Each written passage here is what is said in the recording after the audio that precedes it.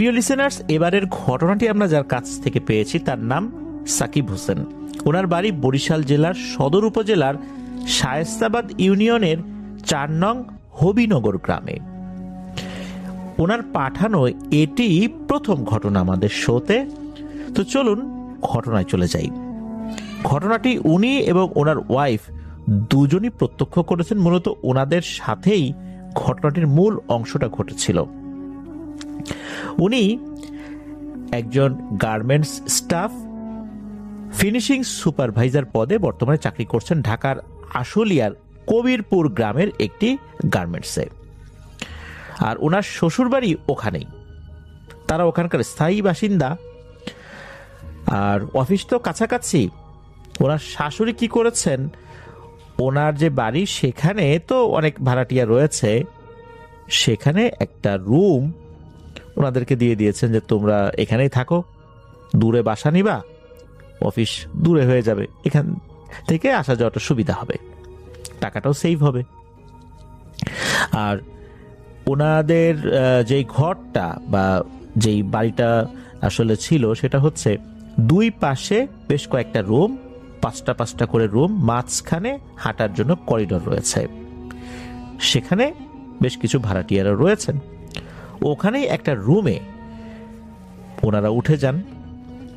চলছিল মোটামুটি বেশ কয়েকটা দিন ভালোই,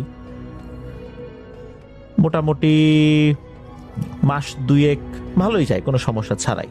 মাস 2 পর এই সাকিব হোসেন ভাইয়ের শাশুড়ি বলছেন যে আসলে রুমটা তো তোমাদের ছোট হয়ে গেছে, আমি একটা রুম খালি করেছি, ওই রুমে যেই ভাড়াটিয়া ছিল তাদেরকে বলেছি যে অন্য আর একটা জায়গায় উঠতে, তোমরা এই রুমে ওঠো, ওই রুমটা বড়, তোমাদের জন্য সুবিধা হবে।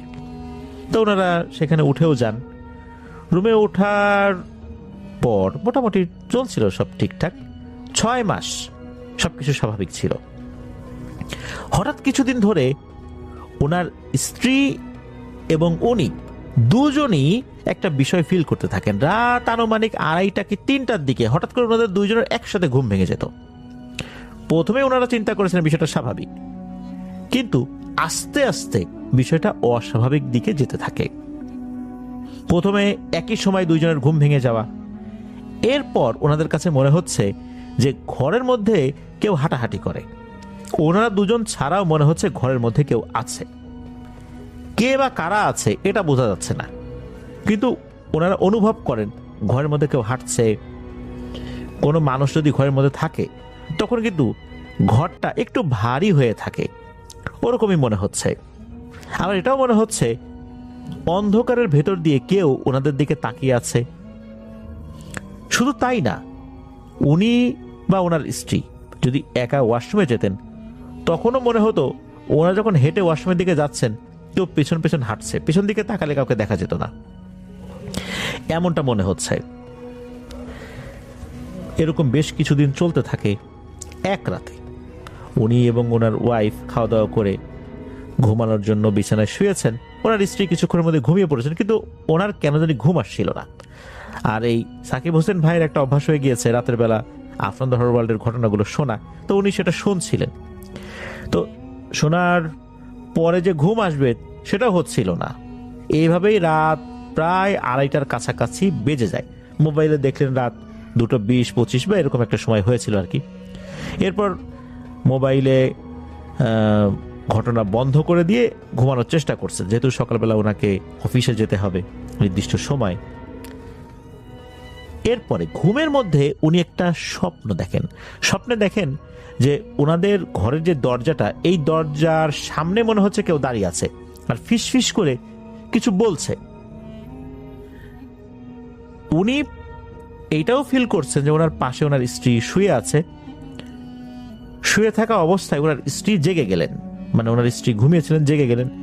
জেগে যাওয়ার পর ওনার স্ত্রী বলছেন, এই দেখেন তো দরজার সামনে কে দাঁড়িয়ে এরকম ফিসফিস করে কথা বলছে। তো উনি আবার ঘুমের মধ্যেই বলছেন, আরে তুমি এইসব বিষয়ে কান দিও না, তো ঘুমাও, ও কিছু না। উনি কিন্তু এগুলো স্বপ্নের মধ্যেই দেখছেন।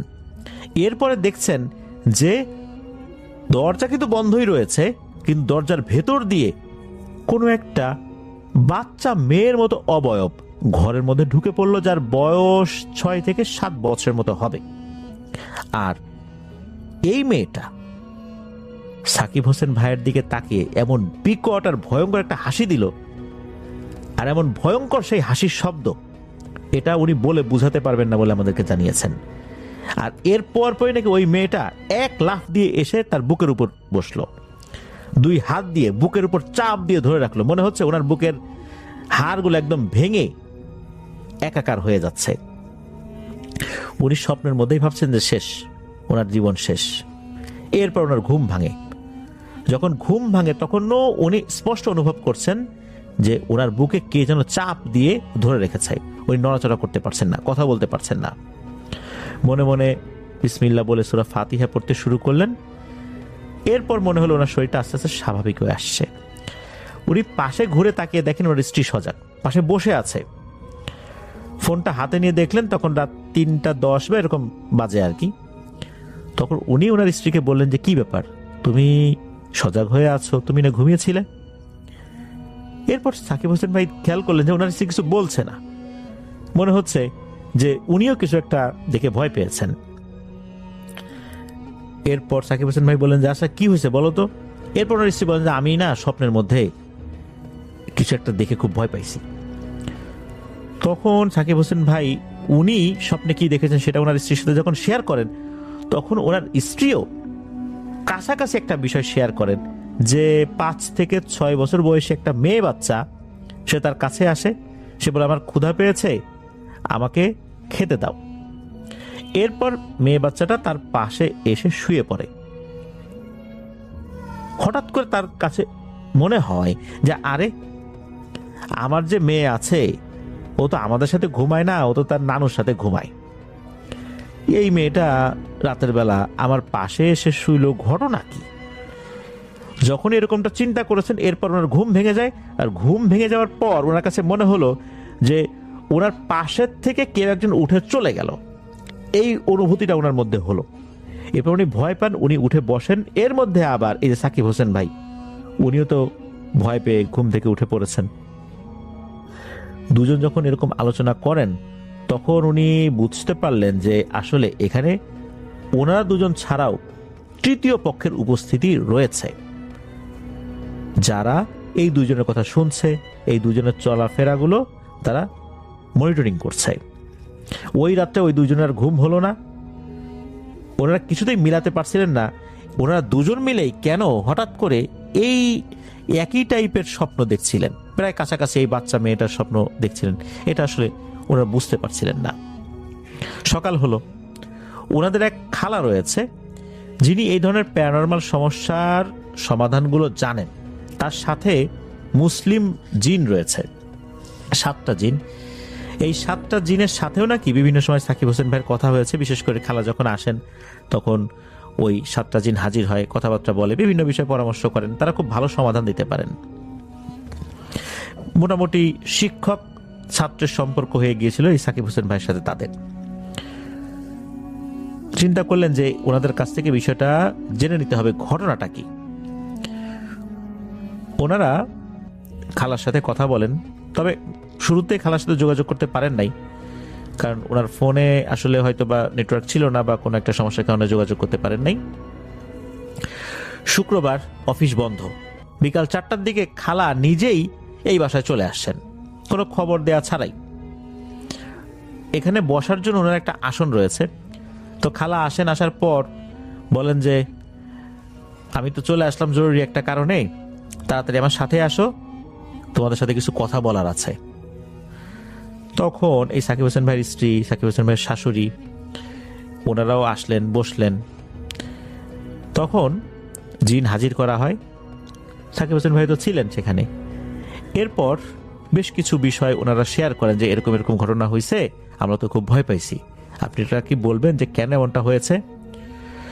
তখন ওই জিন সে নাকি এই সাকিব হোসেন ভাইয়ের শাশুড়িকে উদ্দেশ্য করে বলে, তোমার শাশুড়ির তো কিছুটা জানার কথা, সে তো কিছুটা জানে যে কেন এমনটা হতে পারে। তারপরও বলি যে তোমাদের ঘরের এইখানে একটা ফাটল আছে, এখানে ফাটল ধরেছে। এই ঘরের একদম কোণার যে খুঁটিটা, এইখানে ফাটলটা ধরেছে, এখানে একটা পিলার আছে, ঠিক পিলার সোজাসুজি। এই জায়গাটাতে একটা জিন বন্দী হয়ে পড়েছে, সেই জিনের বাচ্চা আছে। এরাই মূলত এদেরকে ছাড়ানোর জন্য খুব আকুতি জানাচ্ছে। এরা কোনোভাবেই এই জিনটাকে মুক্ত করতে পারছে না এই বন্দি দশা থেকে। তারা তোমাদেরকে স্বপ্নের মাধ্যমে বিভিন্নভাবে বোঝানোর চেষ্টা করছে, তারা সাহায্য চাচ্ছে।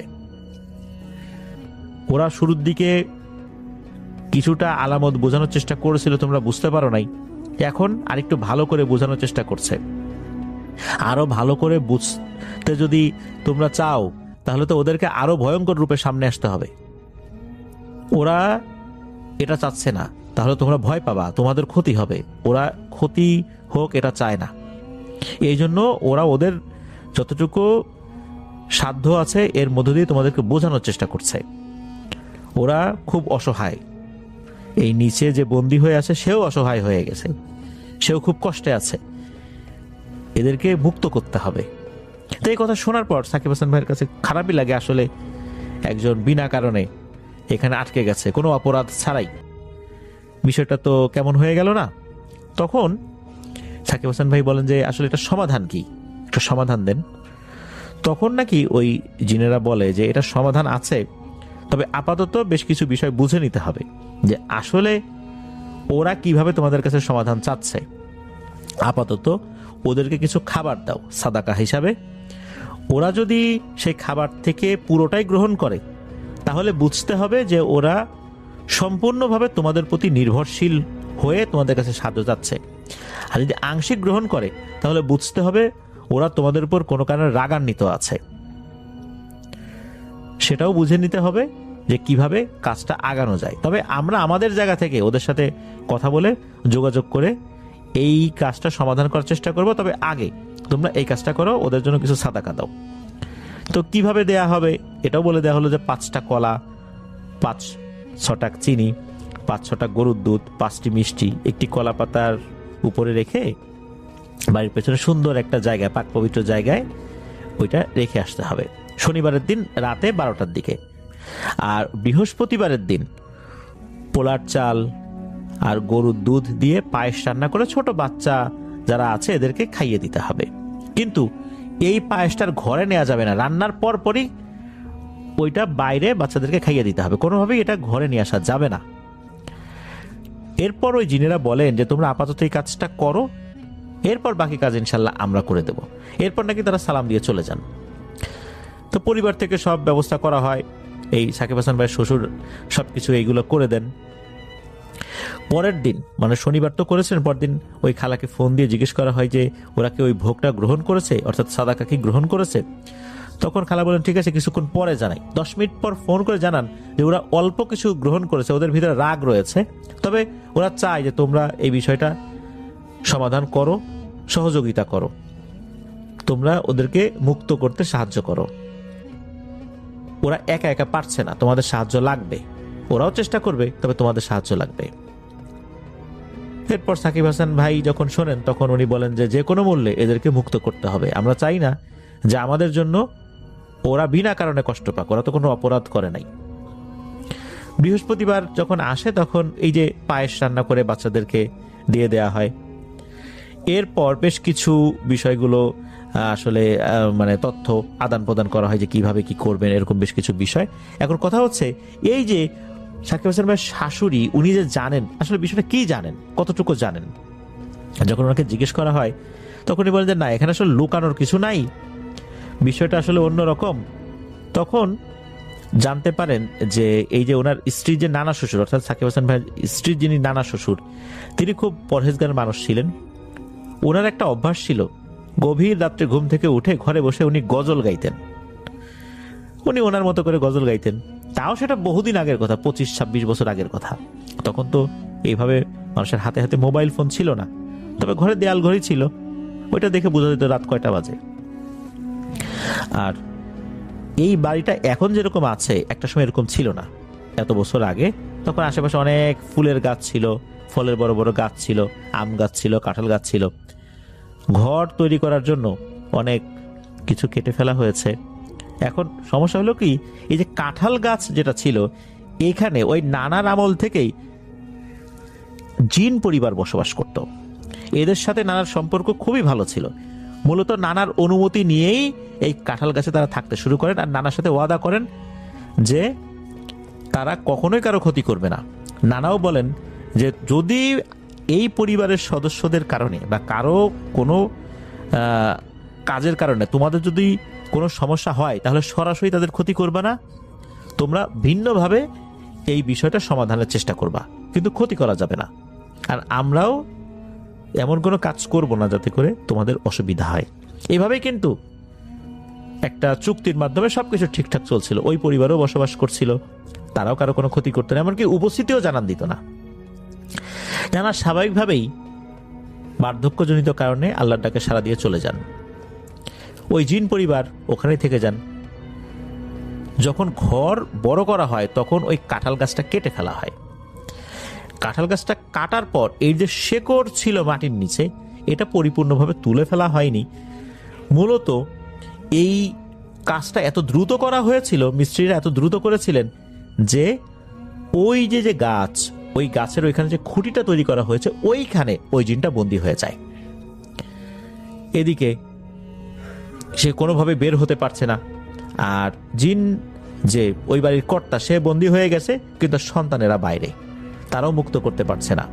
তারা এতটা শক্তিশালী না যে তারা নিজেরা এই কাজটা করতে পারবেন। আর চুক্তি আছে কোনোভাবেই যত অসুবিধাই হোক এই পরিবারের কাউকে কোনো ক্ষতি করা যাবে না। নেহায়েত তারা বাধ্য হয়েই এরকম উপস্থিতি জানান দিচ্ছেন যাতে করে তাদের পরিবারের কর্তা এখান থেকে মুক্তি লাভ করেন। এরপর এই বিষয়টা যখন সাকিব হাসান ভাই জানতে পারলেন, এখন সমাধানের কাজ তো করতে হবে। দুইটা জিন মাত্র বাইরে ছিল, বাকি জিনগুলো এর মধ্যে বন্দী হয়ে গেছে। এই দুইটা জিন তারা বিভিন্নভাবে তাদেরকে বের করার জন্য উপস্থিতি জানান দিচ্ছে, কিছু একটা বলতে চাইছে, কিন্তু এমনভাবে বলতে চাইছে এরাও বুঝতে পারতেছে না। তারা এরকম চেষ্টা করছে, একটা পর্যায়ে বুঝতেও পারছিলেন না, কিছুটা আক্রমণাত্মক তারা হয়ে গেছেন নেহায়েত জিন সদস্যদেরকে বাঁচানোর তাগিদে। সাকিব হাসান ভাইয়ের শাশুড়ি জানান যে এই ঘরে আরো একজন মহিলা ছিলেন এর আগে তার পরিবার নিয়ে, তারাও নাকি বলেছেন যে রাতের বেলা ছোট একটা বাচ্চাকে ঘরের মধ্যে হাঁটাহাঁটি করতে দেখতেন। কখনো কখনো ভয়ঙ্কর রূপে না, একদম স্বাভাবিকভাবে মানুষের রূপেই ছোট একটা বাচ্চাকে হেঁটে যেতে দেখেছেন। কিছু একটা বলতে চাওয়ার চেষ্টাও করেছেন, কিন্তু তারা বোঝে নাই। আর তারাও এই বিষয়টা ওইভাবে গুরুত্ব দেয় নাই, এমনিতেই তারা এই যে চলে গেছে রুম ছেড়ে দিয়ে, যেহেতু এই যে ওনারা উঠবেন এই জন্য ওই শাশুড়ি না করে দিয়েছিলেন। যাই হোক, এখন হচ্ছে কিভাবে এই সমস্যাটাকে সলভ করা যায়, এরকম পরিকল্পনা তো ওনারা করছেন। এক রাত্রে হয় কি, এই সাকিব হাসান ভাই উনি রাত্রেবেলা ঘুম থেকে উঠেছেন, ওনার কোনো কিছু একটা খেতে মন চাচ্ছিল, উনি একটু রান্নাঘরের দিকে গিয়েছেন। হঠাৎ করে মনে হলো যে কেউ এসে ওনার কানে কাছে ফিস ফিস করে কিছু একটা বলল। কিছুই বুঝতে পারলেন না যে আসলে ঘটনাটা কি হলো। ওই রাত থেকে ওনার ঘরটা আবার আগের মতো ভারী হয়ে গেল। মাঝখানে কয়েকদিন কিন্তু একটু স্বাভাবিক ছিল। পরের দিন ওই খালাকে ফোন করা হলে ওই খালা বললেন যে আসছে মঙ্গলবার উনি আসবেন, মঙ্গলবার পর্যন্ত সবাই যেন অপেক্ষা করেন, আশা করি এর মধ্যে আর কোনো সমস্যা হবে না ইনশাল্লাহ। তো মঙ্গলবারে উনি আসেন, এরপর উনি জিন হাজির করেন। ওই 7টা জিনই তখন আসে। তখন ওই 7টা জিন বলে ইনশাল্লাহ সমস্যার সমাধান হয়ে যাবে, কাজটা আমরাই করব, তোমরা নিশ্চিন্তে থাকো। তবে ওই জিনেরা একটা সময় বলে যে ওই সময়ে অর্থাৎ রাত 10টা থেকে রাত 3টা পর্যন্ত ওই ঘরে কারো থাকা যাবে না, আর লাইট বন্ধ করে রাখতে হবে, দরজাও বাইরে থেকে বন্ধ করে রাখতে হবে, ভুলেও যেন কেউ ওই ঘরের মধ্যে না যায়, এমনকি কোনো শব্দ পেলেও যেন তারা ঘরের মধ্যে না যায়। তো এরপর ঠিক সেই কাজটাই করা হয়। অবশ্য ওনারা ওইরকম কোনো শব্দ পানও নাই, ওই রাতে ওনারা ওই রুমে ছিলেন না। পরের দিন ওই খালাকে যখন ফোন করা হয় তখন ওই খালা বলেন যে হ্যাঁ উনি খবর পেয়েছেন ওই জিন মুক্ত হয়ে গেছে, আর ওই জিনেরা এই বাড়ির সদস্যদেরকে শুভেচ্ছা জানিয়েছেন, সালাম জানিয়েছেন, এবং ওই জিনেরা জানিয়েছেন যে এই বাড়ির সদস্যরা সবাই খুব ভালো, তারা নিজেরা অসুবিধার মধ্যে ছিল, আর এই কারণেই বাইরে যারা ছিল তারা তাদের তাদের উপস্থিতি জানান দিয়েছেন, একটু ভিন্নভাবেই, এই জন্য তারা দুঃখ প্রকাশ করেছেন, এছাড়া তাদের আর কোনো উপায় ছিল না। এভাবেই একটা হৃদ্যতাপূর্ণ পরিবেশ এখনো সেখানে বিরাজ করছে। তারাও মুক্তি পেয়েছেন। মূলত মানুষের ভুলের কারণেই ওই জিনগুলো বিনা দোষে, নিরীহ জিন আটকা পড়েছিল। তো আলহামদুলিল্লাহ তারা বের হয়ে গেছেন নির্দিষ্ট একটা পদ্ধতির মাধ্যম দিয়ে। এখনো এটা এভাবেই আছে, তবে এখন আর তারা কোনো উপস্থিতি টের পান না। তারাও তাদের জায়গায় রয়েছেন, আর জিনেরাও তাদের জায়গায় রয়েছেন, শান্তিপূর্ণভাবে বসবাস করছেন। তো এটাই ছিল ঘটনা। ধন্যবাদ জানাচ্ছি সাকিব হোসেন ভাইকে এমন ডিফারেন্ট একটি ঘটনা আমাদের সাথে শেয়ার করার জন্য।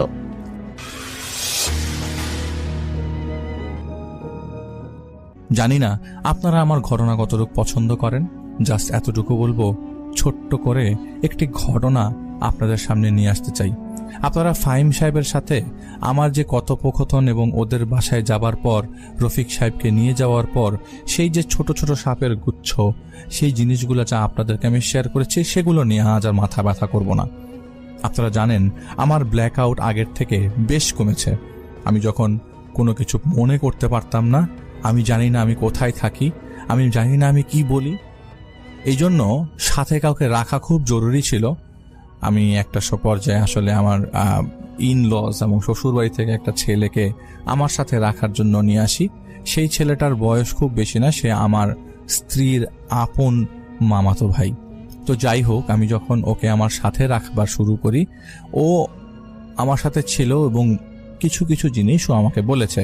এরই মাঝে গত 3 সপ্তাহ আগে, রমজানের শুরুর দিকে, 3 সপ্তাহ 3.5 সপ্তাহ আগে, তখন রমজান শুরু অবস্থায় আমাদের এখানে জামাত পড়ানো লাগে।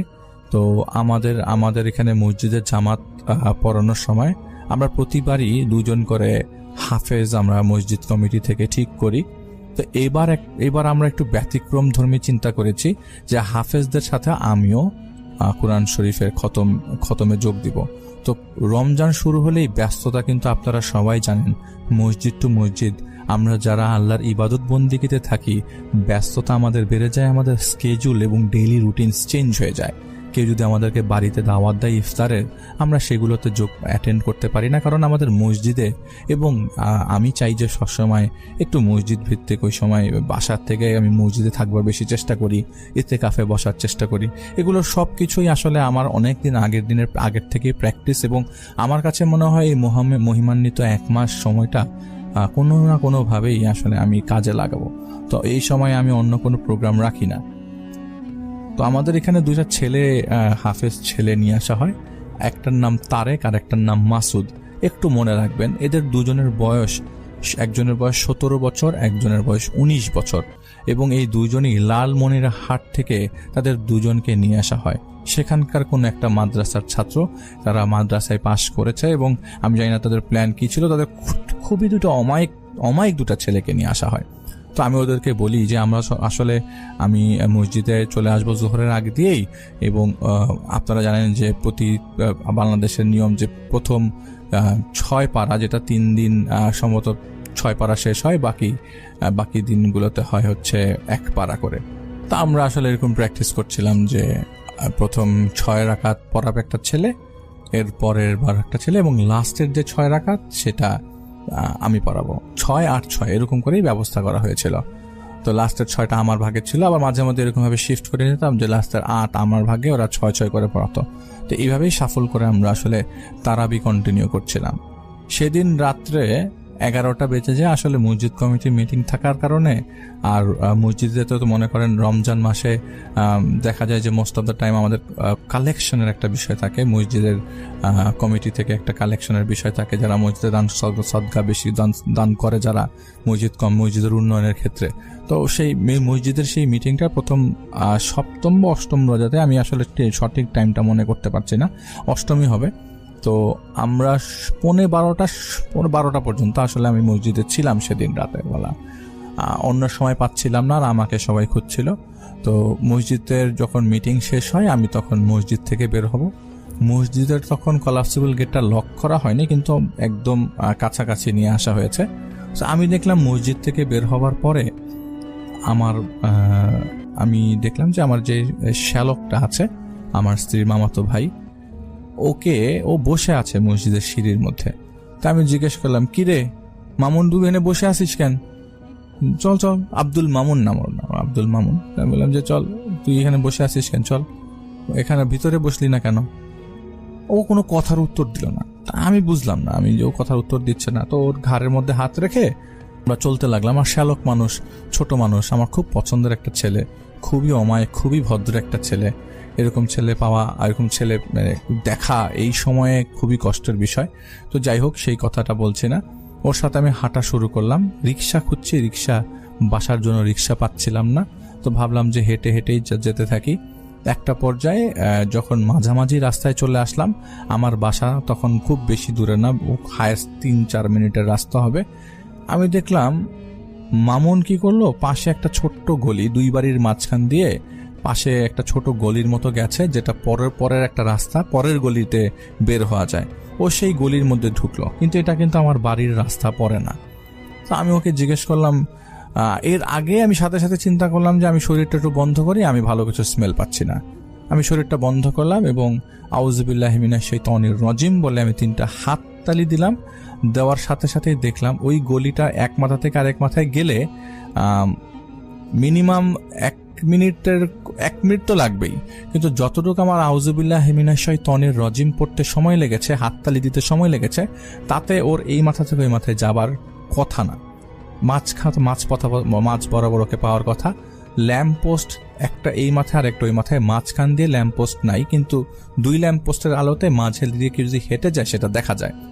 আমি ওই গলির মধ্যে তাকালাম, আমি দেখলাম যেই জায়গাটায় মামুনের থেমে যাওয়ার কথা, আমি অ্যাজাম্পশনে আমার যেটা থেমে যাওয়ার কথা, সেই জায়গায় একটা মানুষ দাঁড়ানো, সেটা মামুন না। সেই যে জায়গাটায় মানুষটা দাঁড়ানো, সেটা কেমন একটা নিঃশ্বাসের মতো নিচ্ছে, গড়গড়টা বেশ গড়গড় সাউন্ড আসছে। সেখান থেকে মনে হচ্ছে আপনারা সবাই এটাকে কি বলবো, গরু জবাই দেওয়ার পর যেরকম সাউন্ড আসে, শব্দ আসে, সেরকম গরু জবাই দেওয়ার পর বড় বড় নিঃশ্বাসের সাউন্ডটা আমি সেখান থেকে পাচ্ছি, বেশ জোরে আসছিল। আমি দেখলাম আমার মাথার উপর দিয়ে কিছু একটা উড়ে গেল। তা আমি সেটাকে আর এতটা লক্ষ্য করলাম না, ভ্রুক্ষেপ না করে আমি এগিয়ে গেলাম, এবং ওই মুহূর্তে আমার কাছে মনে হচ্ছিল আমার সাথে মামুন ছিল না। এটা মামুন হতে পারে না, এত রাত পর্যন্ত মামুন বাইরে এইভাবে বসে থাকার কথা না, হয় সে ভিতরে যে বসবে, নইলে সে বাসায় চলে আসবে। তা আমি বাসার পথে হাঁটা দিলাম এবং আমি সূরা পড়া শুরু করলাম। সূরা পড়া বলতে গেলে আমি যেই সূরাটা পড়ে মনে করি যে আল্লাহ আমাকে সেভ করতে পারে, আমি সেই সূরাটা পড়েই হাঁটছিলাম বাড়ির উদ্দেশ্যে। আমি দেখলাম সেই যে অবয়বটা আমি দেখতে পেয়েছি গলির মাঝ বরাবর দাঁড়িয়েছিল, সেটা ঠিক আমার বাসা থেকে 1 মিনিটও লাগবে না। ওইখানে একটা ল্যাম্প পোস্ট আছে, সেটার নিচে দাঁড়িয়ে আছে। ল্যাম্প পোস্টের উপরে লাইট জ্বলছিল না, হেলান দিয়ে ওই পিলারের উপরে হেলান দিয়ে সে দাঁড়িয়ে আছে। আমি সামনে গেলাম, আমি সালাম দিলাম, আমি বললাম আসসালামু আলাইকুম ওয়া রাহমাতুল্লাহি ওয়া বারাকাতুহু। ওপাশ থেকে উত্তর আসলো না। সেই যে শব্দটা এই ধরনের একটা শব্দ বারবার বড় বড় করে আমি শুনতে পাচ্ছিলাম। আমি পাশ কাটিয়ে চলে যাব, আমি আসলে বাম পাশ কাটিয়ে যেতে হয় না এসব ক্ষেত্রে, আমি ডান পাশ কাটিয়ে চলে যাচ্ছিলাম, এবং চলে যাবার সময় আস্তাগফিরুল্লাহ এবং আমি কিছু আমার আমল করতে করতে বের হয়ে যাচ্ছিলাম। এমন সময় আমাকে বলল যে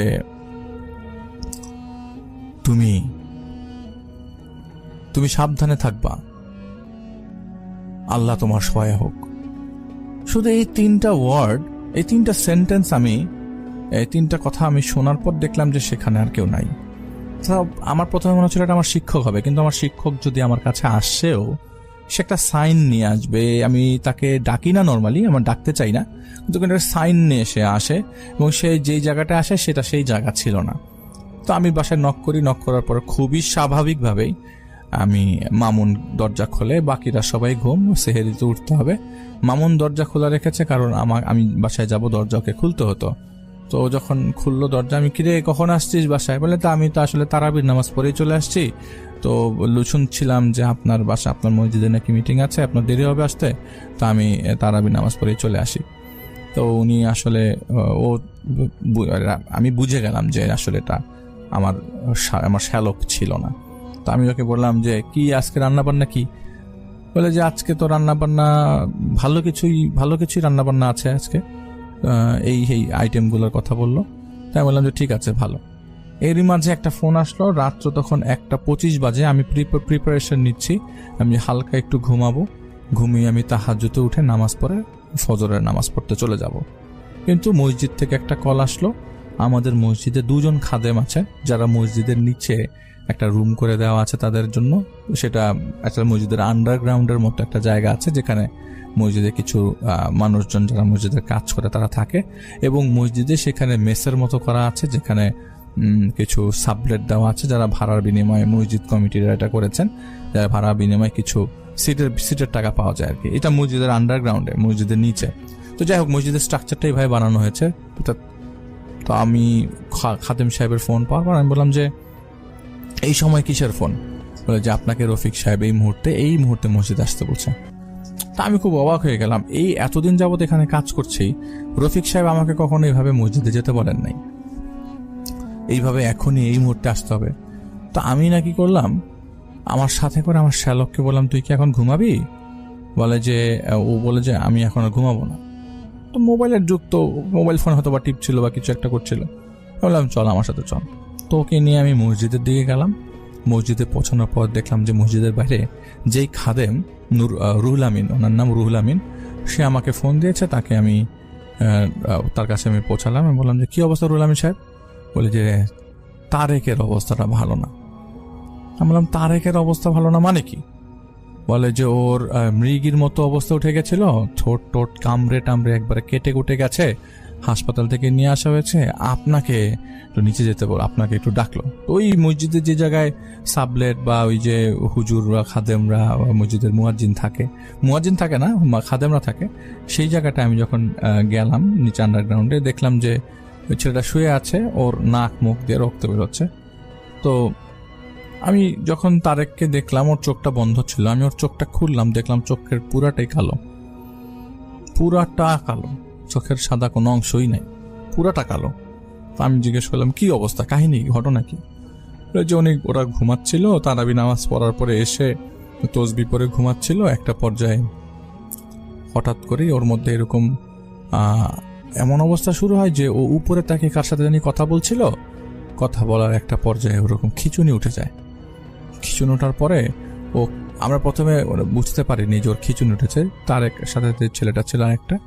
তো বলে যে আমি যে খিচুনি যে উঠে গেছে এটা আমি আসলে বুঝতে পারিনি, আসলে কাঁথা মুড়ো দিয়েছিল, আর ওই ছেলেটার অনেক শীত লাগতো, ও গরমের মধ্যে শীত লাগতো। তো ওর নাকি এরকম শীত লাগছিল, শিভারিং হচ্ছিল, হঠাৎ করে শিভারিংই ধরে নিয়েছিলাম, আমি আসলে কাঁপছিল মনে করেছিলাম, কিন্তু ও যে এরকম খিচুনি উঠে গেছে এটা আমি বুঝি নাই।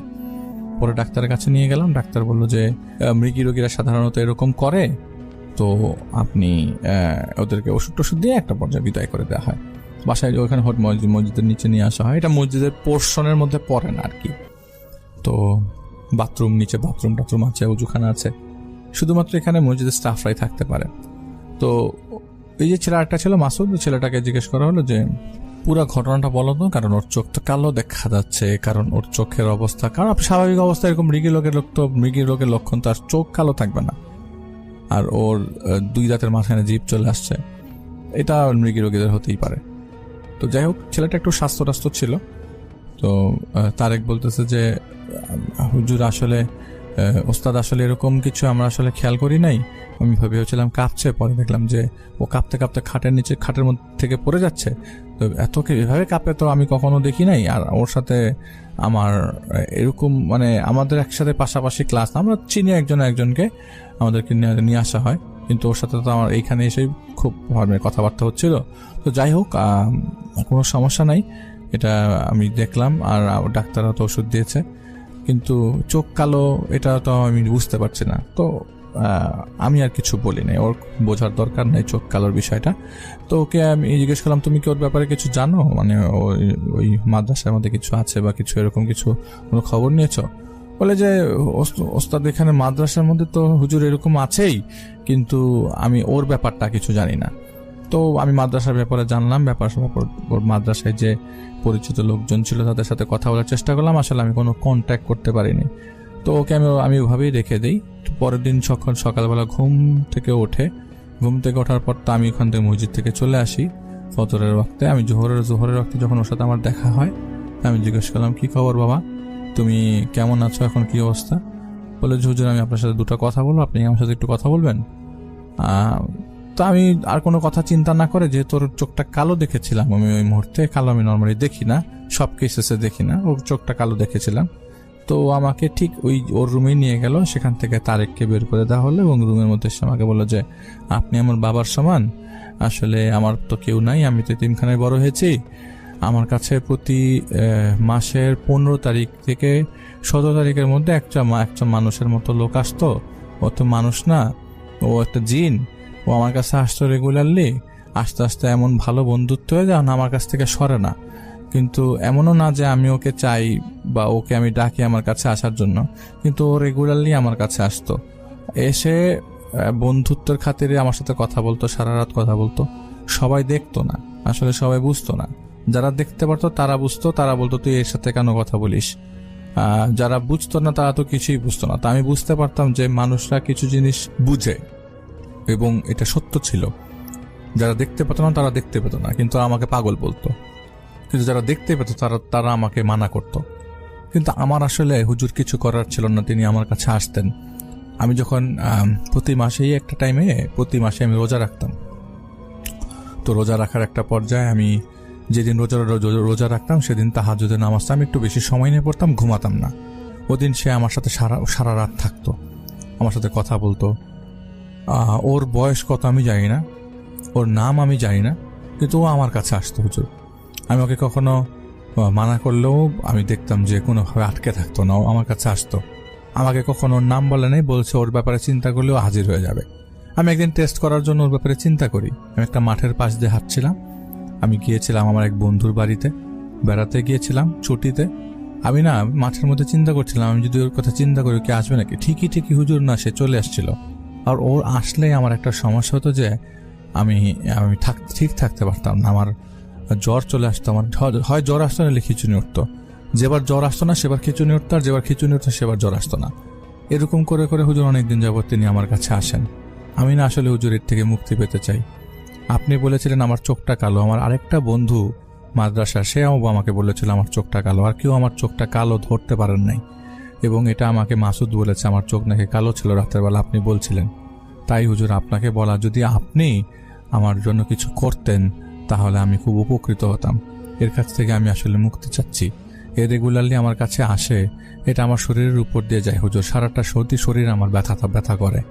এবং ও যখন আসে আমার সারাটা রুম আমাকে খুব স্ট্রেসের মধ্যে রাখে। আমি কারোর সাথে কথা বলতে পারি না, নিজের মধ্যে একটা খিটখিটে স্বভাব চলে আসে হুজুর। আপনি যদি কিছু করতে পারেন, আমি যেহেতু হাফেজ, আপনিও হাফেজ, যদি আমাদেরকে কিছু করতে পারেন।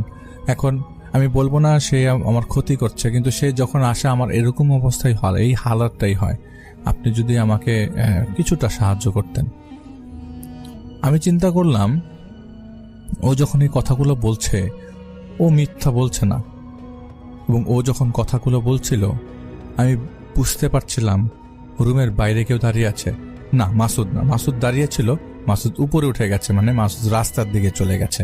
আমি তো আন্ডারগ্রাউন্ডটা একটু গরম, কিন্তু আন্ডারগ্রাউন্ডের গরমটা আর ওই মুহূর্তে থাকা ঠান্ডাটার পার্থক্য আমি বুঝি।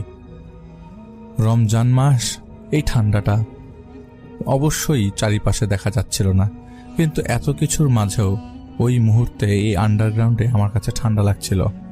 আমার কাছে মনে হচ্ছিল এই মুহূর্তে এই দরজাগুলো প্রত্যেকটা দরজা স্টিলের দরজা, রং করা স্টিলের দরজা, কাঠের দরজা বা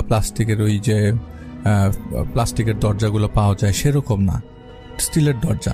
এটা খুললে একটা শব্দ হবে। আমার কাছে মনে হচ্ছিল দরজার মধ্যে কেউ মিশে গেছে, দরজার মধ্যে মিশে দেয়াল টু দেওয়াল সে রাউন্ড টু রাউন্ড ঘুরছে। মনে হচ্ছিল এই মুহূর্তে পাখাটা খুলে, উপরে ছোট্ট একটা পাখা ছিল, সেটা খুলে হয়তো আমাদের উপরেই পড়বে, এটা আমার কাছে মনে হচ্ছিল।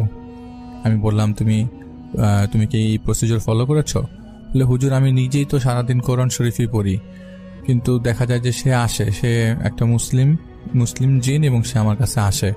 আমি চাই না আমার কাছে কেউ আসুক, এবং সে আমাকে ফোর্স করে আমাকে কিছু কাজ করানোর জন্য, আমাকে এইটা ওটা করার জন্য ফোর্স করে, এদিক সেদিক পাঠায়। এবং একবার আমি গিয়েও ছিলাম, আসলে আমাকে যে কাজগুলো করছিল হুজুরে সেটা আমাকে দ্বারা সম্ভব না, আমাকে এগুলোর থেকে আমি আসলে দূরে থাকতে চাই। তখন আরও কিছু কানেক্ট করলাম আমার সাথে, যেটা ওর মধ্যে মেলে। আমি বললাম যে আমি দেখি আগে আমি কিছু করতে পারি কিনা। আমি সেটা বলে সেখান থেকে চলে যাই। কিন্তু আমি যখন বের হই তখন আমি চিন্তা করি আমি কাকে বলবো বিষয়গুলো। আমারও তো কেউ নাই, আমিও তো চাই না আমার সামনে কেউ আসুক। যাই হোক, এই 7-5 ভাবতে ভাবতে আমি বাসায় চলে আসি। বাসায় আসার পর আসরের ওয়াক্ত রাগ পর্যন্ত আমি খানিকক্ষণ কোরআন শরীফ পড়ি। কোরআন শরীফ পড়ার পর আমার কেন জানি মনে হচ্ছিল আমার বাসার আমার রুমটার মধ্যে কেউ এসছে এবং সেটা পুরোটা অন্ধকার হয়ে আছে। এটা ঠিক পাশে আমার বাড়ি আছে, পাশে একটা বাড়ি আছে। সেই বাড়িটা হওয়ার কারণে আমার এখানে আমার রুমে আলো এখন আর পড়ে না। তার মানে এই না যে একদমই আলো আসে না, কিন্তু ওই মুহূর্তে আমার পর্দাগুলো ভিড়ানোর কারণে রুমটা একদম অন্ধকার লাগছিল। আমি দেখতে পারছিলাম রুমটা অন্ধকার। আমার ওয়াইফ তখন, আমার স্ত্রী তখন ইফতার বানানোর কাজে হয়তো ব্যস্ত হয়ে গেছে বা কিছু একটা। এবং আমি আমার রুমে গেলাম। আমার রুমে যাওয়ার পর দেখলাম খাটের উপর একজন চুপ করে বসে আছে, মাথা নিচু করে, পুরো খাট জুড়ে না। আমি বুঝতে পারলাম তিনি আমার পরিচিত। আমি জিজ্ঞেস করলাম, আসসালামু আলাইকুম, কেন এসছেন? তিনি বললেন যে তারেকের সাথে যে জিনটি আছে সেটা একসাথে 4 জনের অন্তর অন্তর চেঞ্জ হয়। তারেকের কাছে 4 ধরনের জিন আসে একই চেহারা নিয়ে। তারা শেপ শিফট করতে পারে, তারা চেহারা বদল করতে পারে, তারা বিড়াল হতে পারে, পশু পাখির আকার আকৃতি ধারণ করতে পারে, এবং তোমার কাছেও তারা আসতে পারে, কারণ তুমি তারেকের সাথে এই বিষয়ে কথা বলেছ। ওই মুহূর্তে কেউ প্রেজেন্ট ছিল, উপস্থিত ছিল। আমি তাদের সাথে কথা বলতে চাই। তুমি যদি আমাকে অনুমতি দাও তাহলে আমি তাদের সাথে কথা বলবো, এবং আমি চাই তোমার ছাত্রর ন্যায় সেই তারেক ছেলেটি তোমার কাছ থেকে আমি চাই না তুমি আমার নাম বলো না, কিছু বলো না, তুমি জাস্ট এতটুকু বলো যে তার ব্যাপারে হয়তো কিছু করা সম্ভব। আমি কথা বললে বুঝতে পারবো তারা আর আসবে কি আসবে না, কোনো বিনিময়ে আছে কি আছে না। আমি বিনিময় খোঁজার চেষ্টা করি। পরবর্তী দিন নাকি এরকম, তার 3 দিন পর আসলে আমি বিজি হয়ে গেছি, আমি ব্যস্ত হয়ে গেছি। 3 দিন পর তাহাজ্জুদের ওয়াক্তে আমি শব্দ পাচ্ছিলাম আমার পেছনে আছে। পেছনে যখন কেউ আসে তখন এরকম কট কট কট কট হাড্ডি উল্টে যাওয়ার শব্দ। আপনারা কেউ যদি গরুর হাড় কাটার মধ্যে নিশ্চয়ই 2 হাড়ের মধ্যে একটা হালকা পোজ দিলে দেখবেন যে ওই 2টা হাড্ডির মাঝখানে যে ফ্লুইড থাকে ওইটার কারণে হাড্ডিগুলো আলাদা হয়ে যায়। তো আমাদের আঙ্গুল ফোটার শব্দ আছে, ওই হাড্ডিটা বাঁকানো বা হাড্ডি কটকটের সাউন্ড আমি নর্মালি পাই। তো আমি যখন পেলাম আমি বুঝলাম আমার সাথে কেউ চলে এসছে, আমার কাছে কেউ চলে আসছে। তো আমার যেহেতু ইবাদতের রাতটা একটু বেশি বড় হয় সেহরির আগ পর্যন্ত, তো আমি একটা পর্যায়ে ইবাদতটা কিছুক্ষণের জন্য পজ করি। আমি যখন ঘুরে তাকাই দেখি আমার শিক্ষক আমার কাছে আমার জায়নামাজের পাশেই বসে আছেন এবং তিনি নামাজ পড়ছেন। আমি আর কিছু করলাম না, আমি নামাজ থেকে দাঁড়িয়ে গেলাম তার পাশে, আর আমি নামাজ পড়লাম না। আমি চুপ করে আমার খাটে যেয়ে বসলাম। তিনি তার নামাজ শেষ করে আমার পাশে যে টেবিলটা আছে যেটার মধ্যে আমার পানি রাখা হয় সেটার যে চেয়ারটা, সেই চেয়ারে বসলেন এবং বললেন, তোমার ছাত্র তারেকের কাছে আর কেউ কখনো আসবে না। আমরা ওদেরকে বারণ করে দিয়েছি আসবার জন্য, যেহেতু পছন্দের একটা বিষয় ছিল। রাগের চোটে কেউ ওনারা আসতেও পারে, তবে মনে হয় না আর আসবে, আর আসলেও দূর থেকে দেখে চলে যেতে পারে। এজন্য তোমার ছাত্রর কোনো ক্ষতি বা ওর যে খিচুনি ওঠে সেটা, ওর খিচুনিটা উঠতে পারে, এটা শারীরিক সমস্যা, কিন্তু এইটা যে খুব হরহামেশা যে হতো সেটার জন্য হবে না। কারণ মোস্ট অফ দ্য টাইম দেখা যায় মাঝে মধ্যে নাকি ওই ছেলেটা আমাকে বলেছে যে ওর ঠোঁট কাটা থাকে, জিব্বা কাটা থাকে। তো যাই হোক, ওর কাছে আর আসবে না।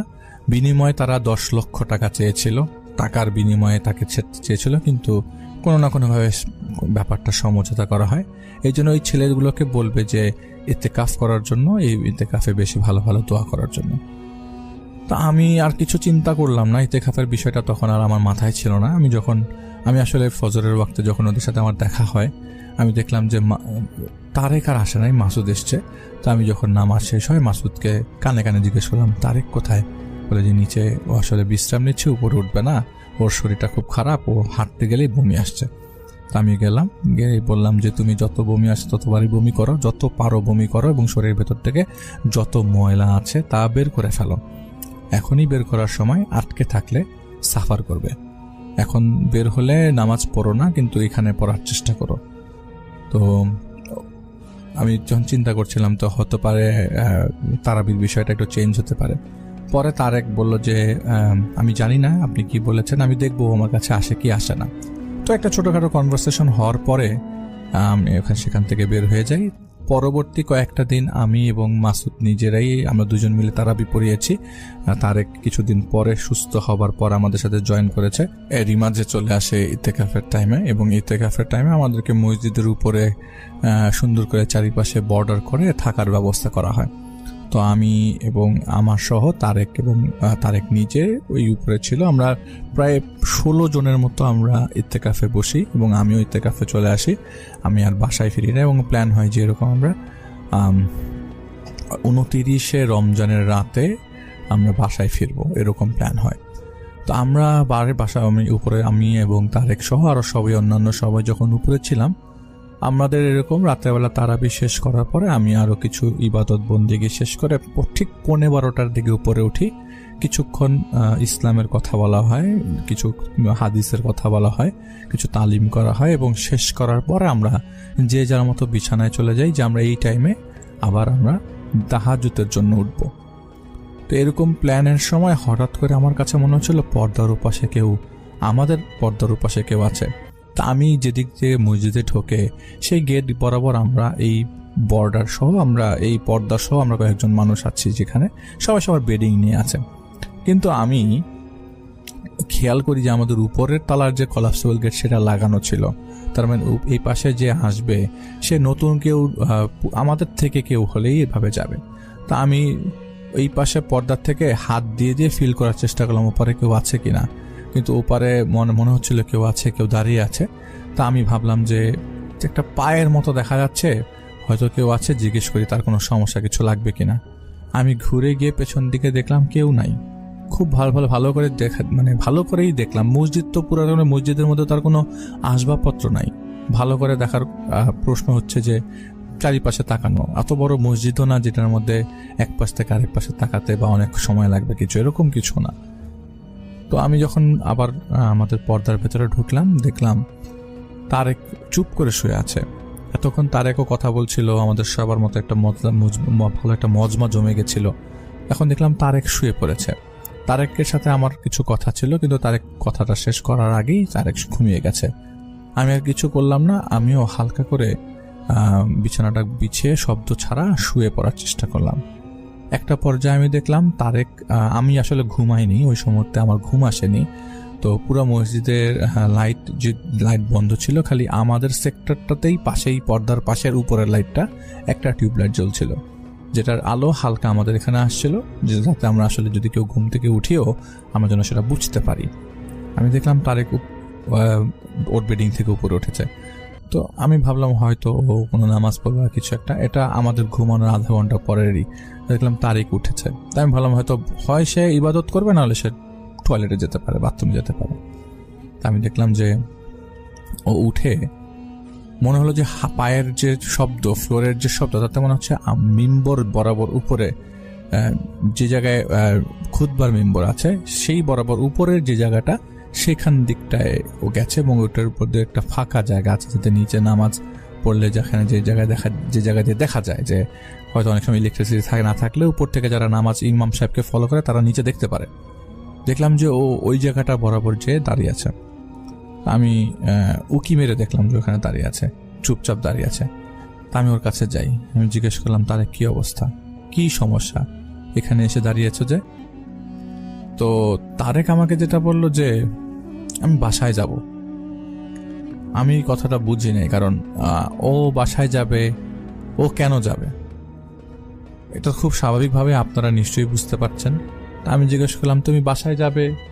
বাসায় যাবে কেন? তুমি তো, আমাদের তো এখনো শেষ হয় নাই, কোরআন শরীফ খতম শেষ হয় নাই, আজকে তো মাত্র 22-এর রোজা চলে, তুমি এখনই বাসায় যেতে চাও কেন? বলে যে না, আমি সেই দূর দূরান্ত থেকে এসেছি, আমাকে বাসায় ফিরতে হবে, আমাকে দয়া করে বাসায় নিয়ে যান। আমি ওর চোখের দিকে ভালো করে তাকানোর চেষ্টা করি, দেখলাম যে ওর চোখটা পুরো কালো হয়ে আছে। আমি জিজ্ঞেস করলাম আচ্ছা ঠিক আছে, তোমাকে আমি বাসায় দিয়ে আসবো, তার আগে তুমি আমার সাথে চলো, আমি একটু উজু করবো, কারণ মসজিদ তো, মসজিদের ভিতরে উজু করে থাকার লাগে, আমি তোমাকে বাসায় নামিয়ে দিয়ে আসবো, বাসায় পৌঁছে দিয়ে আসবো। আমি ওকে নিয়ে হাঁটতে গেলাম, হাঁটতে একটা পর্যায়ে যখন সিঁড়ির কাছে চলে আসলাম, দেখলাম ও একেবারে মনে হচ্ছে যে একটা মানুষ মারা গেলে যখন শরীরের সব শক্তি চলে যায় থাপ করে উবুত হয়ে পড়বে, ঠিক সেরকম ভাবেই তারেক আমার সামনে উবুত হয়ে পড়লো। ওর সাথে সাথে ওর থুতনিটা কেটে গেল। থুতনিটা কাটলো কিসের উপরে, পড়লো কিসের উপর, আরেকটু হলে পুরা ফেটে যেত, ফ্র্যাকচার ট্যাকচার কিছুই হয়নি, থুতনিটা কেটে গেছে এবং বেশ রক্ত বের হলো। ওই মুহূর্তে আমরা সবাই ওকে হাসপাতালে নিয়ে গেলাম। হাসপাতালে ডাক্তার আমাকে ব্যান্ডেজ করে দিল এবং আবারও সে ফেরত আসলো। আমি ওকে নিয়ে আসলে আর কোনোভাবেই আমাদের সম্পূর্ণ খতমে তারাবি করতে পারলাম না। ও আসছিল কিছুদিন, করতে পারলাম না এবং ওকে আমরা লালমনিরহাট ফেরত পাঠালাম। ফেরত পাঠানোর সময় জাস্ট এতটুকুই করতে পেরেছি যেটা আমার পক্ষে সম্ভব হয়েছে, যে ওর কাছ থেকে সেই জিন আসাটা বন্ধ করা গেছে। সেই জিন অনেক টাকা চেয়ে বসছে, কিন্তু আসলে সেটা যেহেতু কোনোভাবেই বাস্তবে সম্ভব না, তাই আমরা অনেক বিনয় এবং কিছু সলা পরামর্শ মাসওয়ারার মাধ্যমে তাকে দূরে সরাতে সক্ষম হই। আমি জানি না তারেক কেমন আছে, তবে আমি যতটুকু জানি এরকম আরো অনেক কেস আছে যেগুলোতে বহু তারেক এফেক্টেড, বহু তারেক বলতে পারে না, বহু তারেকের কথা কেউ বিশ্বাস করে না। আমি অনেক আপনাদের উপরে, আপনারা সবাই আমার ঘটনা শোনেন এবং আপনাদেরকে অনেক ধন্যবাদ। কেমন লাগলো আমার ঘটনাটি জানাবেন। এবং ভৌতিকতাকে সবসময় আমি খুবই পছন্দ করি জাহিদ সাহেবকে, যিনি আপনাদের সামনে তার নিজের নাম নিয়ে আপনাদের সামনে আবির্ভূত হয়েছেন অলরেডি। এবং জাহিদ সাহেবের ঘটনা, এবং আমি যেটা বলবো যে উনি যেসব জিনিস ধারণা করে বসে আছেন, সেসব জিনিসগুলো আপনারা যেভাবে দেখছেন তার ক্ষেত্রে জিনিসগুলো সেভাবে হয় না। একটা জেল ও একটা রুম, এবং সেই জেল এবং আপনার ঘর দুটোর মধ্যে কিন্তু পার্থক্য আছে। আপনি যেমন আপনার রুমে স্বাচ্ছন্দ্যে চলাফেরা করেন, জেলের মধ্যেও কেউ স্বাচ্ছন্দ্যে চলাফেরা করতে পারে না। কিন্তু দুই জায়গাতেই, দুইটা রুমেই কিন্তু মানুষের স্থান, মানুষ দুটা জায়গাতেই আছে। আমরা হয়তো ঘরে বসে থেকে বুঝতে পারি, হ্যাঁ তার বাসায় মাথার উপরে তো ছাদ আছে, বৃষ্টি পড়ে না, কোনো সমস্যা নেই। কিন্তু জেলে যে থাকে সেই একমাত্র বুঝতে পারে তার ভেতর দিয়ে, তার উপর দিয়ে, তার মধ্য দিয়ে কি যাওয়া আসা করে। আমি জাহিদ সাহেবকে সবসময় স্যালুট জানাই তার সাথে থাকা সেসব জিনদের, যারা তাকে সবসময় তার সাথে থাকে। এবং জাহিদ সাহেবকে আমি সবসময় বলি আল্লাহকে ডাকবেন, যেটা আমি সবসময় বলে আসছি। আল্লাহ আপনার সব রাস্তা সহজ করে দেবেন। আপনার রাস্তার মধ্যে যদি কোনো পাথরও থেকে থাকে যেটাতে আপনি পিছলে পড়তে পারেন, আর আপনি যদি মনে করেন সেটা আপনি পিছলে যাবেন এবং খেয়ালের মাধ্যমে, খেয়াল ছিল না আপনি পিছলে গেলেন, আপনি মনে করবেন সেটাতেই হয়তো আল্লাহ তাআলা ভালো কিছু লিখে রেখেছে। আমি আব্দুর রব আপনাদের সবার কাছে, সবাইকে সবার প্রতি অনেক কৃতজ্ঞ।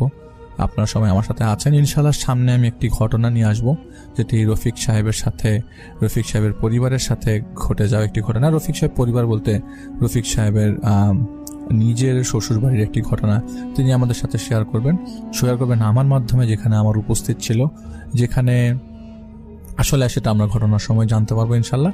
ডক্টর আলিফের ভৌতিকতাকে, তাদের টিম মেম্বার সকলকে আমি আব্দুর রব অনেক ধন্যবাদ জানাই। সবাই ভালো থাকবেন, সুস্থ থাকবেন। আসসালামু আলাইকুম। ধন্যবাদ আব্দুর রব সাহেব আপনার স্টোরির জন্য, এবং আপনার স্টোরির জন্য অনেকেই অপেক্ষা করে। যেমন এইভাবে সবাই এতটা ডিসক্রাইব করতে পারে না। আপনি আমাকে একটা কথা বলেছেন আব্দুর রব সাহেব, হয়তো সেটা আপনি ঘটনার মধ্যে বলতে পারিনি, যে এরকম অনেক কিছু আছে যে আপনি পড়া শুরু করলে মানুষ পাগলের মতো অ্যাটিটিউড শুরু করতে থাকে, মাথা দুলাতে থাকে, অস্বাভাবিক আচরণ করে, কিন্তু এটা কিছুক্ষণ পর, খানিক পরেই স্বাভাবিক হয়ে যায়, যেটা অনেকের ক্ষেত্রেই দেখা যায়, কিন্তু আমরা কেউ বুঝি না, আমরা কেউ বুঝতে পারি না। এটা একটা সার্বজনীন সত্যি। অনেকের সাথেই অনেক সময় জিনরা বসবাস করে থাকে, তারা আসলে তাকে স্বাধীনভাবে কোনো কিছু করতে দেয় না।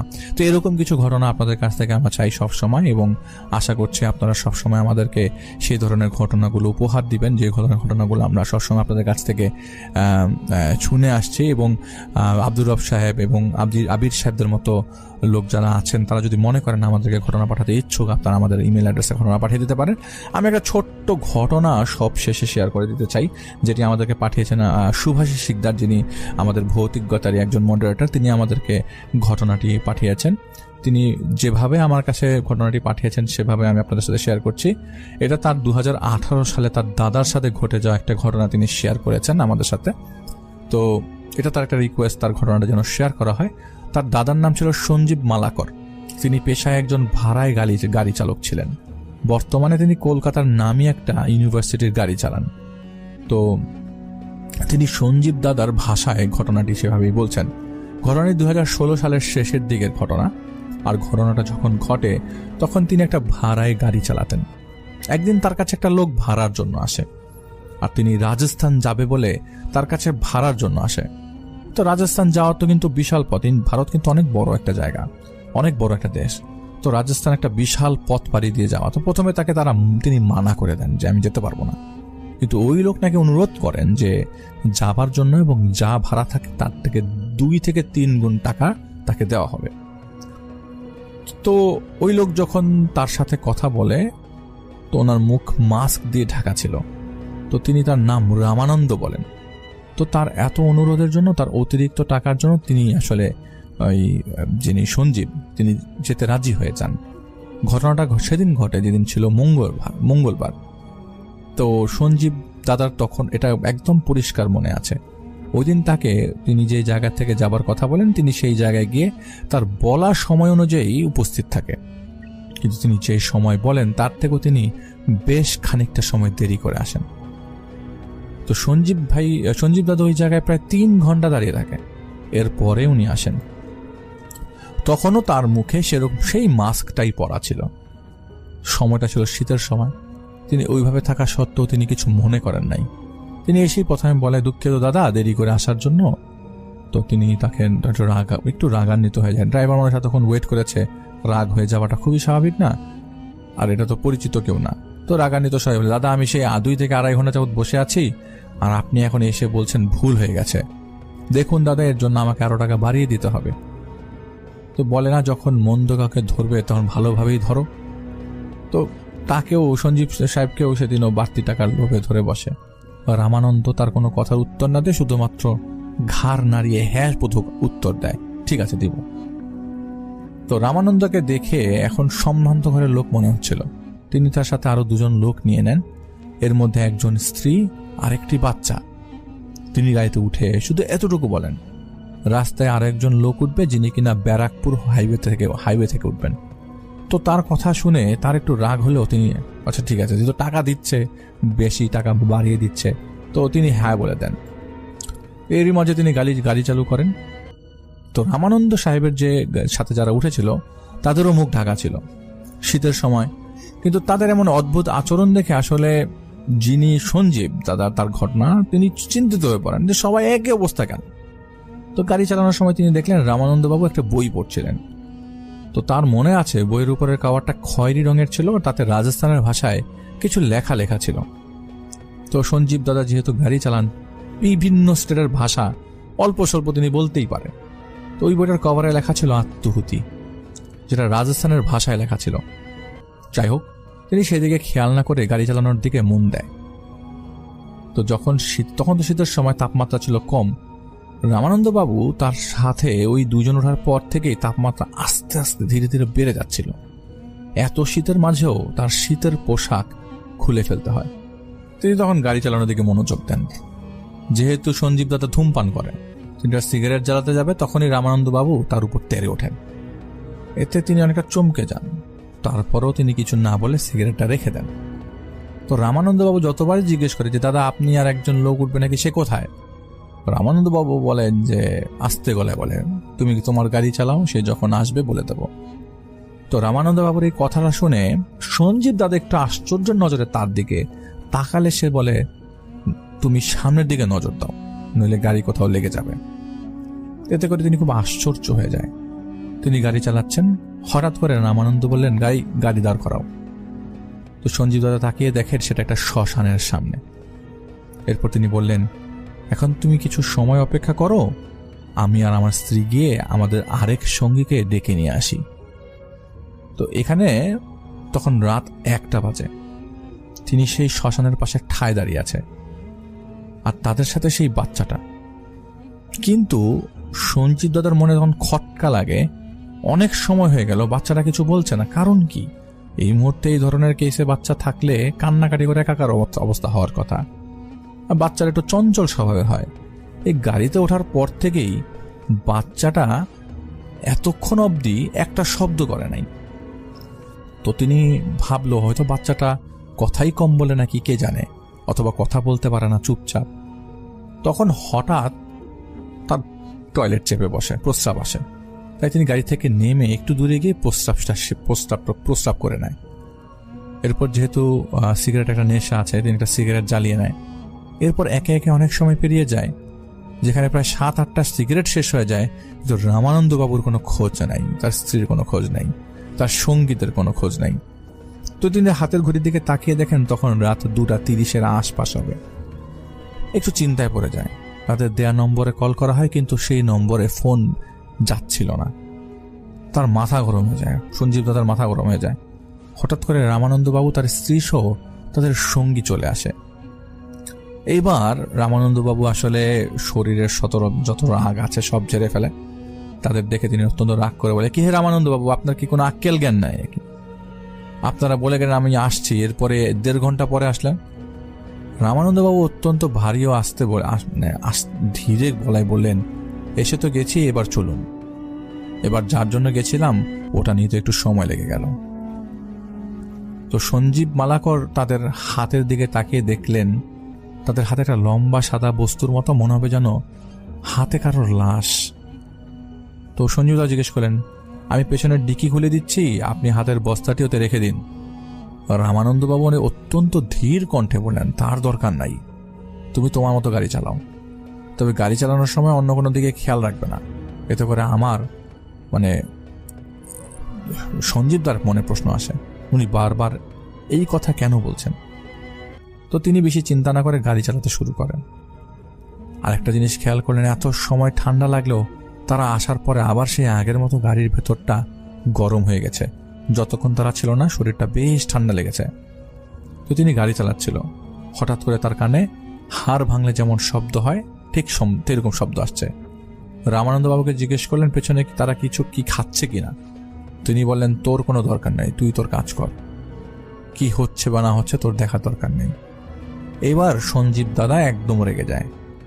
তিনি বললেন, বাবু আমি তো আপনাকে নর্মাল একটা কথা জিজ্ঞেস করলাম, আপনি এভাবে আমার উপর ক্ষেপে যাচ্ছেন কেন? তখন রামানন্দ বাবু বলেন, দুঃখিত ভাই, আপনি আপনার মতো করে চালান, আর পেছনে যাই হচ্ছে না কেন আপনার জেনে দরকার নেই। রামানন্দ বাবুর কাজ ও কথাবার্তায় তার খুব সন্দেহ হতে থাকে। তার আস্তে আস্তে ভয় লাগতে শুরু করা হয়, তার মনের মধ্যে একটা ভয় ঢুকে যায়।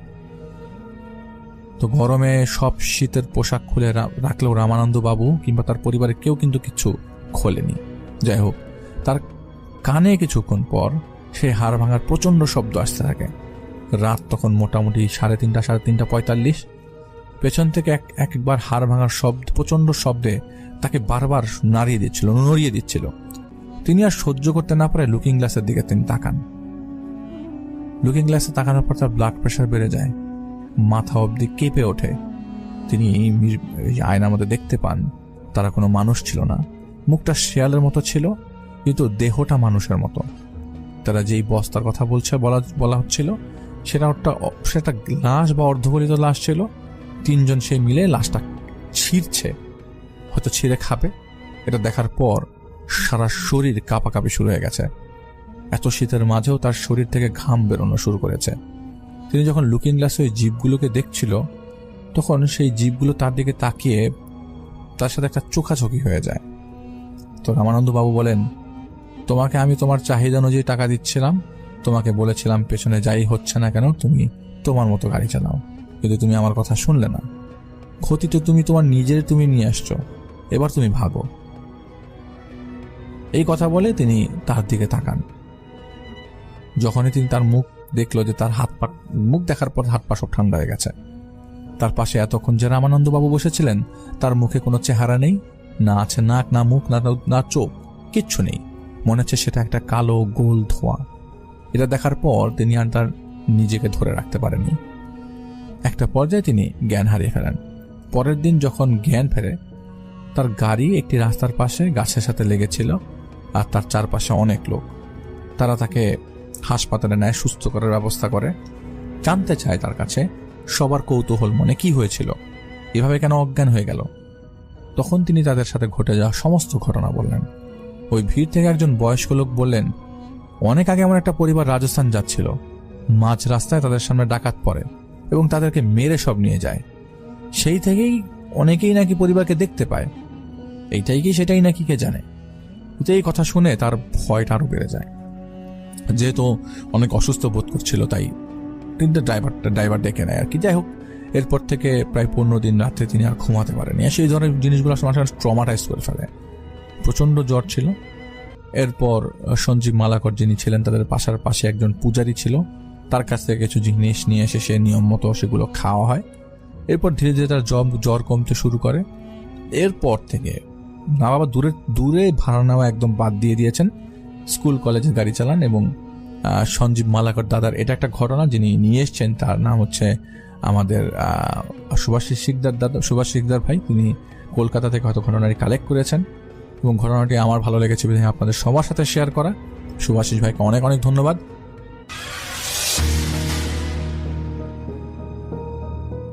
আসসালামু আলাইকুম ভাইয়া, কেমন আছেন? আশা করছি ভালো আছেন। ভাইয়া, বরাবরের মতো আমি আবারও নতুন একটা ঘটনা নিয়ে আসলাম। এই ঘটনা শুনলে আপনাদের শরীরের লোম জেগে উঠবে। চলুন আজকে আমরা আজাইরা ইন্ট্রো গল্প সবগুলো বাদ দিয়ে ডিরেক্ট ঝাঁপিয়ে পড়ব আসল ঘটনায়। ঠিক সেদিন কি হয়েছিল। ঢাকা থেকে গভীর রাতে একটা লোকাল বাস ছাড়ে। রুটটা খুব একটা জনপ্রিয় না, কারণ লোকজন বলে এই বাসে নাকি মাঝে মাঝে অতিরিক্ত যাত্রী ওঠে, কিন্তু কেউ দেখে না, কেউ না। এবং সে যাত্রীগুলোকে কেউ দেখে বা কেউ দেখে না। রাত তখন 12:45। শেষ বাস। রবিউলের কাজ শেষ করে দেরি হচ্ছিল ফিরতে। তো সব গাড়ি চলে গেছে, শুধু একটা পুরনো বাস দাঁড়িয়ে আছে। এবং ড্রাইভার ধীরে বলল, শেষ ট্রিপ, উঠবেন? উঠলে ওঠেন।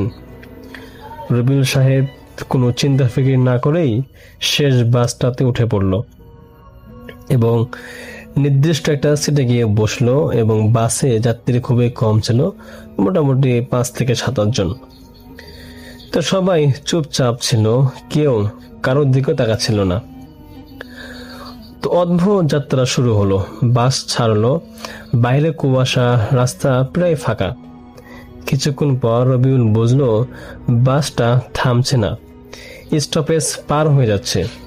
সে কন্ডাক্টরকে বলল, ভাই নামবো তো?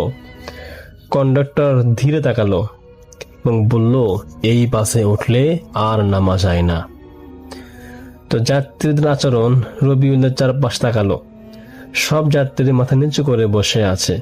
হঠাৎ একজন মাথা উঁচু করে তুলল। সবাইয়ের চোখ একদম ফাঁকা, কেউ পলক ফেলছে না। রবিউল ড্রাইভারের পাশের আয়নায় তাকালো, দেখলো বাসের ভেতরে যাত্রী আছে 5-7 জন না, অনেক। সব সিট ভরা, কিন্তু বাস্তবে তো এত মানুষ বাসে নেই। তো যখন নতুন যাত্রী ওঠে, হঠাৎ বাস থামলো, কিন্তু বাইরে কোনো স্টপেজ নেই, অন্ধকার। দরজা খুললো, একজন উঠলো, ভিজে কাদা মাখা পুরো শরীর। সে এসে রবিউলের পাশেই বসলো এবং ধীরে বলল, তুমি নতুন তাই না? লোকটা ফিসফিস করে বলল, এই বাসটা অনেক বছর আগে অ্যাক্সিডেন্ট করেছিল, সবাই মারা গেছে। তো এমন কথা শোনার পর রবিউলের শরীরের প্রতিটা লোম দাঁড়িয়ে উঠলো এবং তার শরীর ঠান্ডা জমে গেল। সে উঠে দাঁড়াতে চাইলো, কিন্তু পা আটকে গেল। ড্রাইভারের আসল চেহারা রবিউলের সামনে তাকালো যখন, তখন দেখলো ড্রাইভার ধীরে মাথা ঘুরল। তার মুখ অর্ধেক নেই, হাড় দেখা যাচ্ছে। সে হাসলো এবং আরেকটা সিট খালি ছিল। যাত্রীরা এগিয়ে আসছে, সব যাত্রী একসাথে দাঁড়িয়ে গেল। ধীরে ধীরে সবাই রবিউলের দিকে এগিয়ে আসছে। সবাই বলছে, নতুন যাত্রী, নতুন যাত্রী। হঠাৎ বাস খুব দ্রুত চলতে লাগলো, বাইরে কিছুই দেখা যাচ্ছিল না।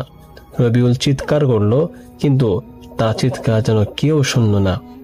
পাশের লোকটা বলল, ভয় পেও না, কিছুক্ষণ পর তুমিও এসবের মধ্যে অভ্যস্ত হয়ে যাবে। পরদিন সকালে রাস্তার পাশে একটা ভাঙ্গা পুরনো বাস পাওয়া গেল। ভেতরে কেউ নেই, কিন্তু একটা সিটে কাদা ভেজা দাগ আর নখ দিয়ে আচরণ লেখা, আমি নামতে পারিনি। আজও রাত প্রায় 12টার পর কিছু কিছু রাস্তায় সে পুরনো বাস থামে। যখন ড্রাইভার জিজ্ঞেস করে, ভাই উঠবেন উঠবেন, শেষ ট্রিপ, তখন আমাদের খুব সাবধানে যেতে হবে। যাই হোক, রবিউল নিখোঁজ হওয়ার পর কেউ প্রথমে বিষয়টা গুরুত্ব দেয়নি, কিন্তু কয়েকদিন পর এক অদ্ভুত ঘটনা সব কিছুর মোড় ঘুরে দিল। একটা রুটে নতুন বাস চালু হলো, ড্রাইভারের নাম ছিল মোস্তাক। সে এসব গল্প একদমই বিশ্বাস করতো না। রাত 12টার পর সে তার বাস নিয়ে বের হলো। হঠাৎ রাস্তায় সে দেখলো সামনে একটা পুরনো বাস দাঁড়িয়ে আছে, কিন্তু মাঝ রাস্তায় একই বাস মোস্তাক কাছে যদি দেখলো ওই বাসটার নাম্বার প্লেট পুরনো দুর্ঘটনার বাসের সাথে মিলে যায়, কিন্তু সেটা তো বহু বছর আগের ধ্বংস হয়ে গেছে। হঠাৎ সেই বাসের দরজা খুললো, ভিতর থেকে কণ্ঠ এলো, একটু সাহায্য করবেন? তো মুস্তাক কৌতূহল নিয়ে ভিতরে ঢুকলো। দেখলো ভিতরে ভীষণ অন্ধকার। ধীরে ধীরে চোখ শুয়ে এলো, সে দেখলো সব সিটে মানুষ বসে আছে মাথা নিচু করে, একদম চুপচাপ। হঠাৎ একটা মানুষ মাথা তুললো এবং সে ছিল রবিউল। চোখ ছিল ফাঁকা, মুখ শুকনো। সে ধীরে বলল, ভাই আমি তো নামতে পারি নাই। মুস্তাক দৌড়াতে গেল, কিন্তু দরজা ধাম করে বন্ধ হয়ে গেল। বাস নিজ থেকেই চলতে শুরু করলো। সব যাত্রীরা একসাথে মাথা তুলল, সবাইয়ের চোখে ফাঁকা। একসাথে বলল, আরেকজন লাগবে। হঠাৎ ড্রাইভারের সিটটা খালি হয়ে গেল। একটা কণ্ঠ আসলো যে এখন তুমি চালাও। মুস্তাক অনুভব করলো কেউ তাকে সামনে টানছে। তো মুস্তাক বাধ্য হয়ে সামনের ড্রাইভারের সিটে বসে গেল, আর তার হাত নিচ থেকে স্টিয়ারিং ধরলো। লোকজন রাস্তার পাশের বাস একটা দেখতে পেল পরের দিনে, যে বাস চলছে, ড্রাইভার করছে মোস্তাক, কিন্তু তার চোখ ফাঁকা। ভেতরে সব যাত্রী চুপচাপ বসে আছে। এখনো রাত 12টার পর সেই বাসটা এখনো চলে এবং ড্রাইভার জিজ্ঞাসা করে, ভাই উঠবেন? শেষ ট্রিপ। তো ভেতরে তাকালে দেখা যায় একজন জানালার পাশে দাঁড়িয়ে আছে, কয়েকজন বসে আছে এবং ধীরে ধীরে বলছে, আমি নামতে পারি নাই, আমি নামতে পারি নাই। তো এমন ঘটনা তখন বারবার হতে লাগলো।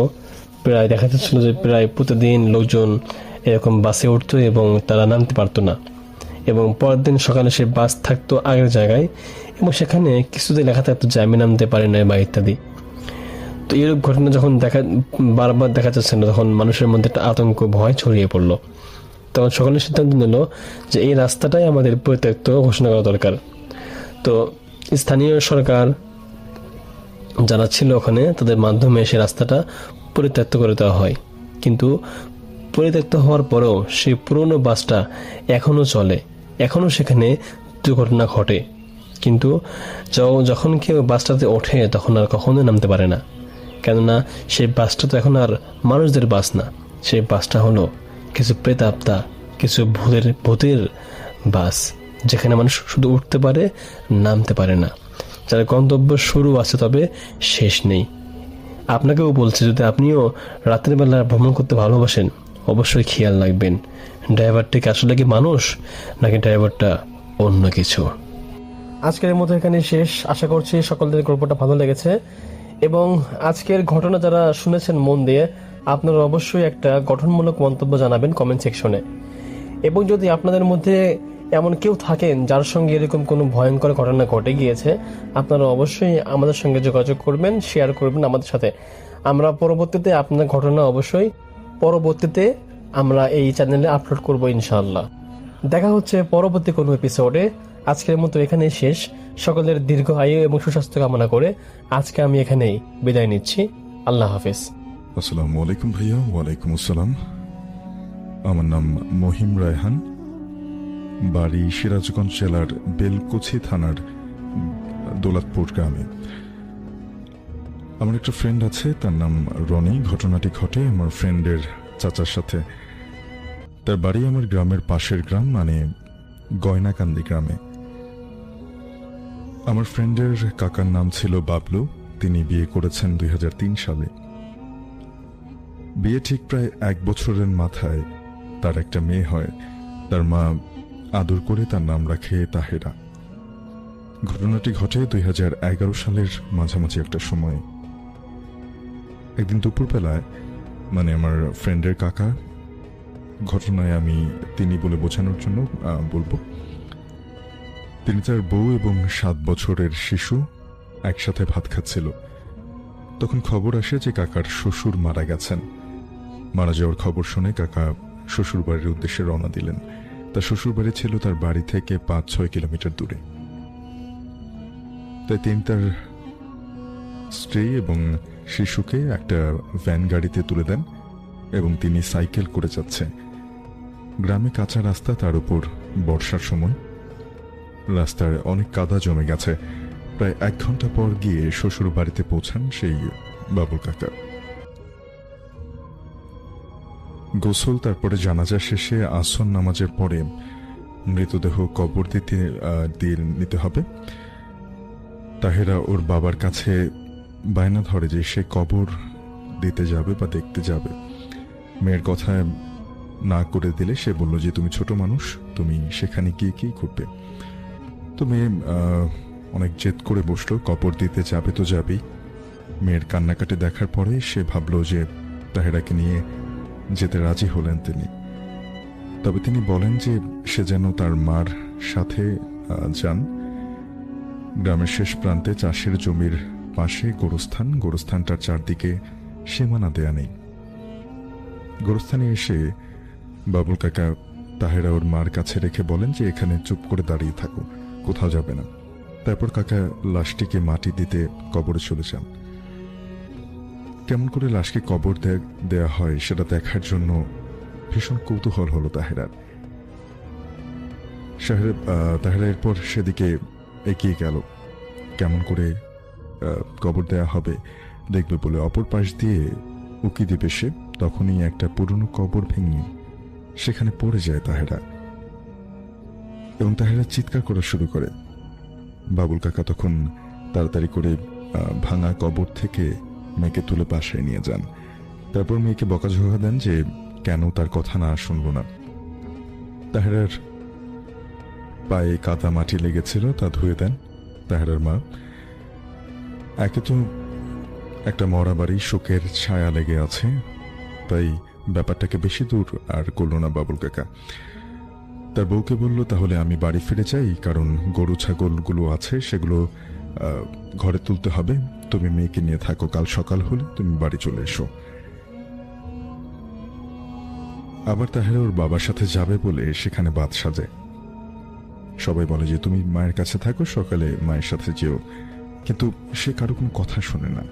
সে যাবে তো যাবেই, অবশেষে তার মেয়েকে নিতে রাজি হয়। বৃষ্টির পানি জমে থাকায় রাস্তা কাদা ভরা। বাবুল কাকা আস্তে আস্তে সাইকেল নিয়ে যাচ্ছে। প্রায় 1 কিলোমিটার আসার পর সামনে একটা বড় মেহগুনি গাছের বাগান পড়ে এবং তার পাশ দিয়ে রাস্তা চলে গেছে। সে মেহগুনি বাগানের পাশ দিয়ে আসতে হবে, হঠাৎ সাইকেলটার চেইন পড়ে যায়। চেইনটা তোলার সময় লক্ষ্য করলো যে বাবলু কাকার পাশ দিয়ে একটা অবয়ব, একটা বিড়াল চলে গেল, কিন্তু বিষয়টা আমলে নেননি তিনি। আবার সাইকেল চালাতে লাগলেন। সে মেহগনি বাগানটার কাছে আসতেই আবার সাইকেলের চেইন পড়ে যায়। আবার সাইকেল থেকে নেমে চেইন তুলতে গেলেন আর লক্ষ্য করলেন যে সেই কালো বিড়ালটা যেটা একটু আগে তার পাশ দিয়ে গেল, সে অতটা পাত্তা দেয়নি। সে কারো বিড়ালটা আবারও তার পাশ দিয়ে চলে যাচ্ছে। এবার একটু ভয় পেল বাবুল কাকা। তিনি বুঝতে পারলো যে এটা স্বাভাবিক কিছু না, কারণ সাইকেলে করে একটা মানুষ যত দ্রুত যেতে পারবে, বিড়াল তার ছোট পায়ে দৌড়েও কিন্তু অতটা দূরত্ব খুব কম সময় যেতে পারবে না। তো তিনি পরপর 2 বার এমনটা দেখলেন, ফাঁকা একটা রাস্তার মাঝখানে যে একটা বিড়াল, বর্ষাকালে তো আবার 2 বার তার পাশ দিয়ে চলে গেল। সে একটু ভয় পেয়ে গেল, বুঝলো যে এটা স্বাভাবিক কিছু না। চেইনটা ঠিক করে তিনি আবারও দেখতে পেলেন যে প্রচন্ড জোরে হাওয়া বইছে। মেহগুনি বাগানে সামনে এগোনো যাচ্ছে না। মেয়েকে এক হাতে ধরে সাইকেলটা ঠেলে বাগানের শেষ প্রান্তে আসতেই তার চোখ পড়ে একটা মেহগুনি ডালের দিকে। সেখানে দেখেন যে সাদা কাপড় পরা কিছু একটা বসে আছে। তবে সেটার কোনো মাথা তিনি ঠিক করে দেখতে পাচ্ছেন না। ভয়ে তার একেবারে কলজে শুকিয়ে আসছে। আর তিনি ভাবেন যে মেয়ে যদি এটা দেখে ভয় পায়, তাই তিনি মেয়েকে সাইকেলের পেছনের থেকে এনে সামনে কোলে করে বসিয়ে শক্ত করে জড়িয়ে ধরেন। মেয়েকে বললেন যে মা, এখানে চোখ বন্ধ করে থাকো, আমি না বলা পর্যন্ত চোখ খুলবা না। তারপর বাবুল কাকা সাইকেলটা নিয়ে দৌড়ে দৌড়ে ঠেলতে ঠেলতে মেহগুনির বাগানটা পেরোতিয়ে একটা খোলা মাঠের ভেতর দিয়ে রাস্তা। বাবুল কাকা সাইকেল নিয়ে দৌড়াচ্ছেন। তখন আবার দেখতে পান যে পুরো রাস্তায় কাফন পরা লাশ শুয়ে আছে। এটা দেখে তিনি সেখানেই থমকে যান, কিন্তু তিনি বুঝতে পারেন যে এটা আসলে তাকে ভয় দেখানোর জন্য জিনরা কোনো ছল করছে। তিনি ঠিক করেন যে ভয় পেলে চলবে না, তাকে যেভাবেই হোক বাসায় যেতে হবে। বাবুল কাকা বলে যে মা, আমি না বলা পর্যন্ত চোখ খুলবে না। অর্থাৎ তার যে মেয়ে ছিল তাকে সাথে সাথে বললো যে আমি না বলা পর্যন্ত তুমি চোখ খুলো না। তারপর লক্ষ্য করলেন যে লাশগুলোর পাশ দিয়ে সামান্য একটা ফাঁকা জায়গা আছে, সেখান দিয়ে কোনো রকমের যাওয়া যাবে। বাবুল কাকা সেই লাশের পাশ দিয়ে দ্রুত গতিতে যাওয়া শুরু করলেন এবং সেই সময়ে সে অনেক মজা গন্ধ পাচ্ছিল।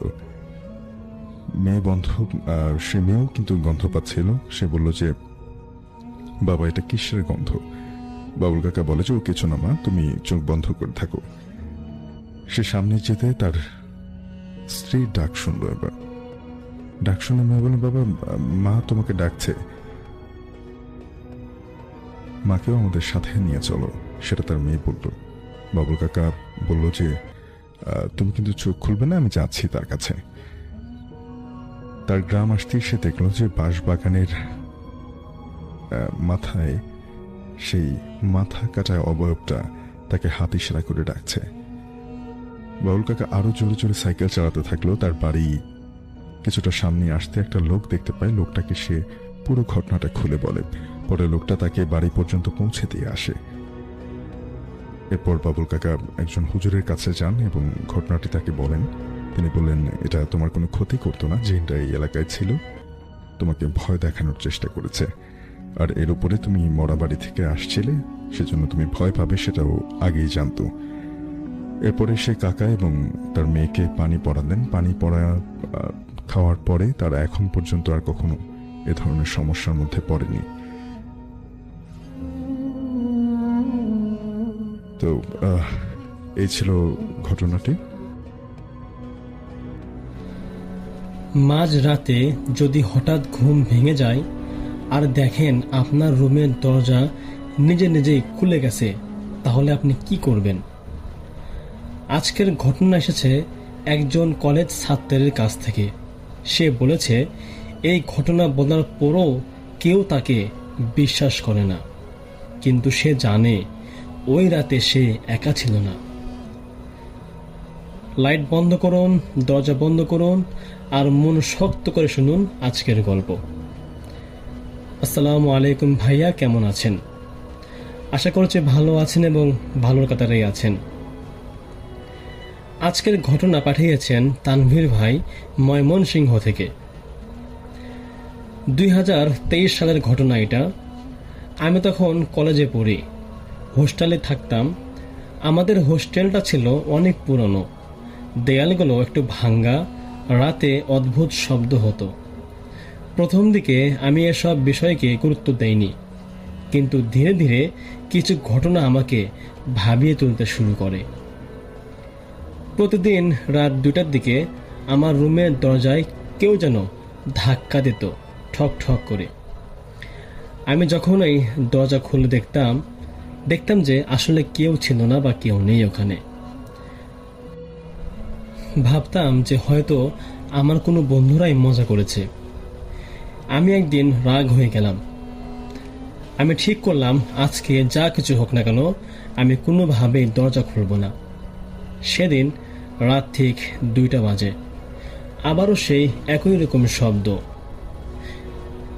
সে শব্দ হলো ঠক ঠক করেই। আমি চুপ করে বসেই রইলাম। হঠাৎ আমার ঘরের দরজাটা নিজে নিজেই ধীরে ধীরে খুলতে শুরু করলো এবং দরজা খোলার সময় যেটা আওয়াজ হয় কি করে, সে আওয়াজটাও হচ্ছিল।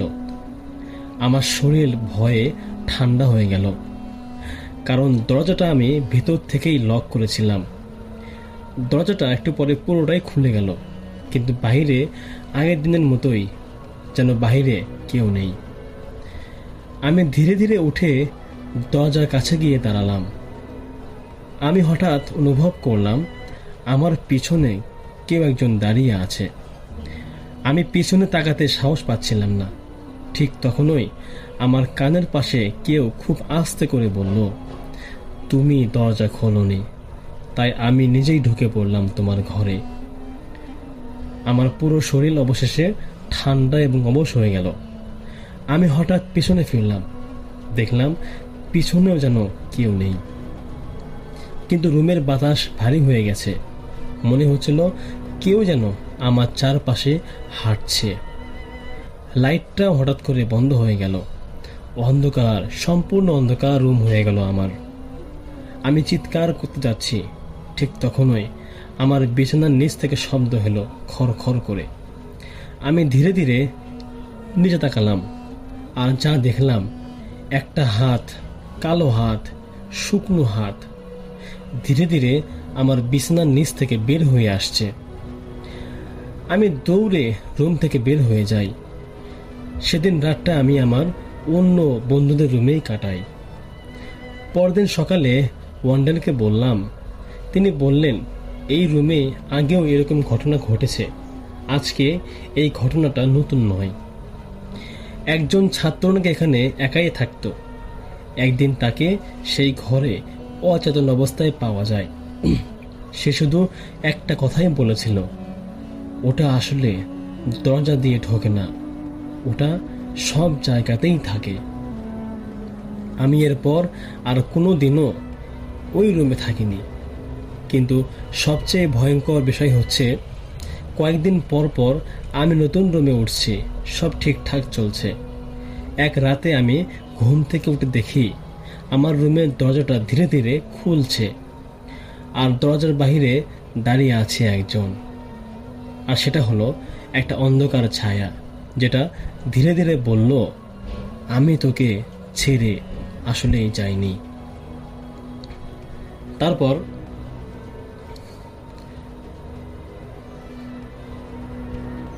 তানভীর তো মনে মনে ভেবেছিল রুমটা বদলালে হয়তো সব ঠিক হয়ে যাবে, কিন্তু সে বুঝতে পারেনি যেটা তার সাথে লেগে আছে সেটা জায়গা না, সেটা তার সাথেই আসছে। নতুন রুমে ওঠার 2-3 দিন পরে সব ঠিকঠাক ছিল। তারপর আবারও শুরু হলো সেই আগের মতো করুণ কাহিনী। রাত ঠিক 2টা বাজলেই হালকা শব্দ হয় ঠক ঠক করে, কিন্তু এবার দরজায় না, শব্দটা হয় তার বিছানার নিচ থেকে। প্রথমে সে ভাবলো ইঁদুর বা অন্য কিছু একটা হবে, কিন্তু শব্দটা একদম একই রকম যেমনটা আগের রুমের দরজায় হতো। একদিন সাহস করে সে নিচে তাকালো, কিছুই নেই, কিন্তু যখন মাথা তুলল দেখলো তার ঘরের দরজাটা একটু খোলা, আর দরজার ফাঁকা দিয়ে অন্ধকারটা যেন ভিতরে ঢুকছে। এরপর শুরু হলো সবচেয়ে অদ্ভুত জিনিস। তানভীর মাঝে মাঝে নিজের কণ্ঠ শুনতে পেত, কিন্তু সে কিছু বলছিল না। একদিন সে স্পষ্ট শুনল, দরজা খুলে দে, দরজা খুলে দে। তানভীর ভয় পেয়ে বলল, কে কে কথা বলছে? উত্তর এলো ঠিক তার নিজের গলায়, বলল, আমি, তুই। ওই রাতের ঘটনা চরমে পৌঁছায়। রাত 2টা বাজে, লাইট বন্ধ, পুরো হোস্টেল যেন নিস্তব্ধ হয়েছিল। হঠাৎ দরজাটা নিজে নিজেই খুলে গেল, কিন্তু এবার আর বাইরে কিছু ছিল না, বরং রুমের ভেতরেই কিছু একটা ছিল। তানভীর দেখলো তার নিজের মতো দেখতেই কেউ একজন তার ঘরের কোনায় দাঁড়িয়ে আছে। একই মুখ, একই শরীর, কিন্তু চোখ ছিল তার পুরোপুরিভাবে কালো। তো ওইটা ধীরে ধীরে এগিয়ে আসতে লাগলো। তানভীরও নড়তে পারছিল না। ওটা কাছে এসে বলল, এই রুমটা এখন আমার, তুই শুধু মাঝে মাঝে থাকবি। এরপর সকালে তানভীরকে অচেতন অবস্থায় পাওয়া যায়। সে বেঁচে যায়, কিন্তু পুরোপুরি স্বাভাবিক হতে পারেনি। শেষ সত্যটা হলো তানভীর এখনো বেঁচে আছে, কিন্তু সে এখনো একা রাতে থাকতে পারে না। কারণ সে বলে, আমি কখনো একা না, ও সব সময় আমার সাথেই থাকে। মাঝে মাঝে নাকি সে নিজেকেই দরজার সামনে দাঁড়িয়ে থাকতে থাকে, ভিতরে ঢোকার জন্য অপেক্ষা করে। তো ভাইয়া, এই ছিল আজকের ঘটনা। যদি এই গল্পটা আপনার অডিয়েন্সদের মাথার ভেতরে ঘুরতে থাকে, তাহলে আজ রাতে দরজা ভালো করে বন্ধ করে ঘুমাতে বলবেন। কারণ কিছু জিনিস দরজা দিয়ে ঢোকে না, বরং তারা অপেক্ষা করে আপনার ভেতরে ঢোকার জন্য। ঠিক আছে ভাইয়া, আজকের মতো এতটুকুই। দেখা হচ্ছে পরবর্তী কোনো এপিসোডে। ততক্ষণ পর্যন্ত সকলের দীর্ঘ আয়ু এবং সুস্বাস্থ্য কামনা করে আজকের মতো আমি এখানে বিদায় নিচ্ছি। আল্লাহ হাফেজ সবাইকে।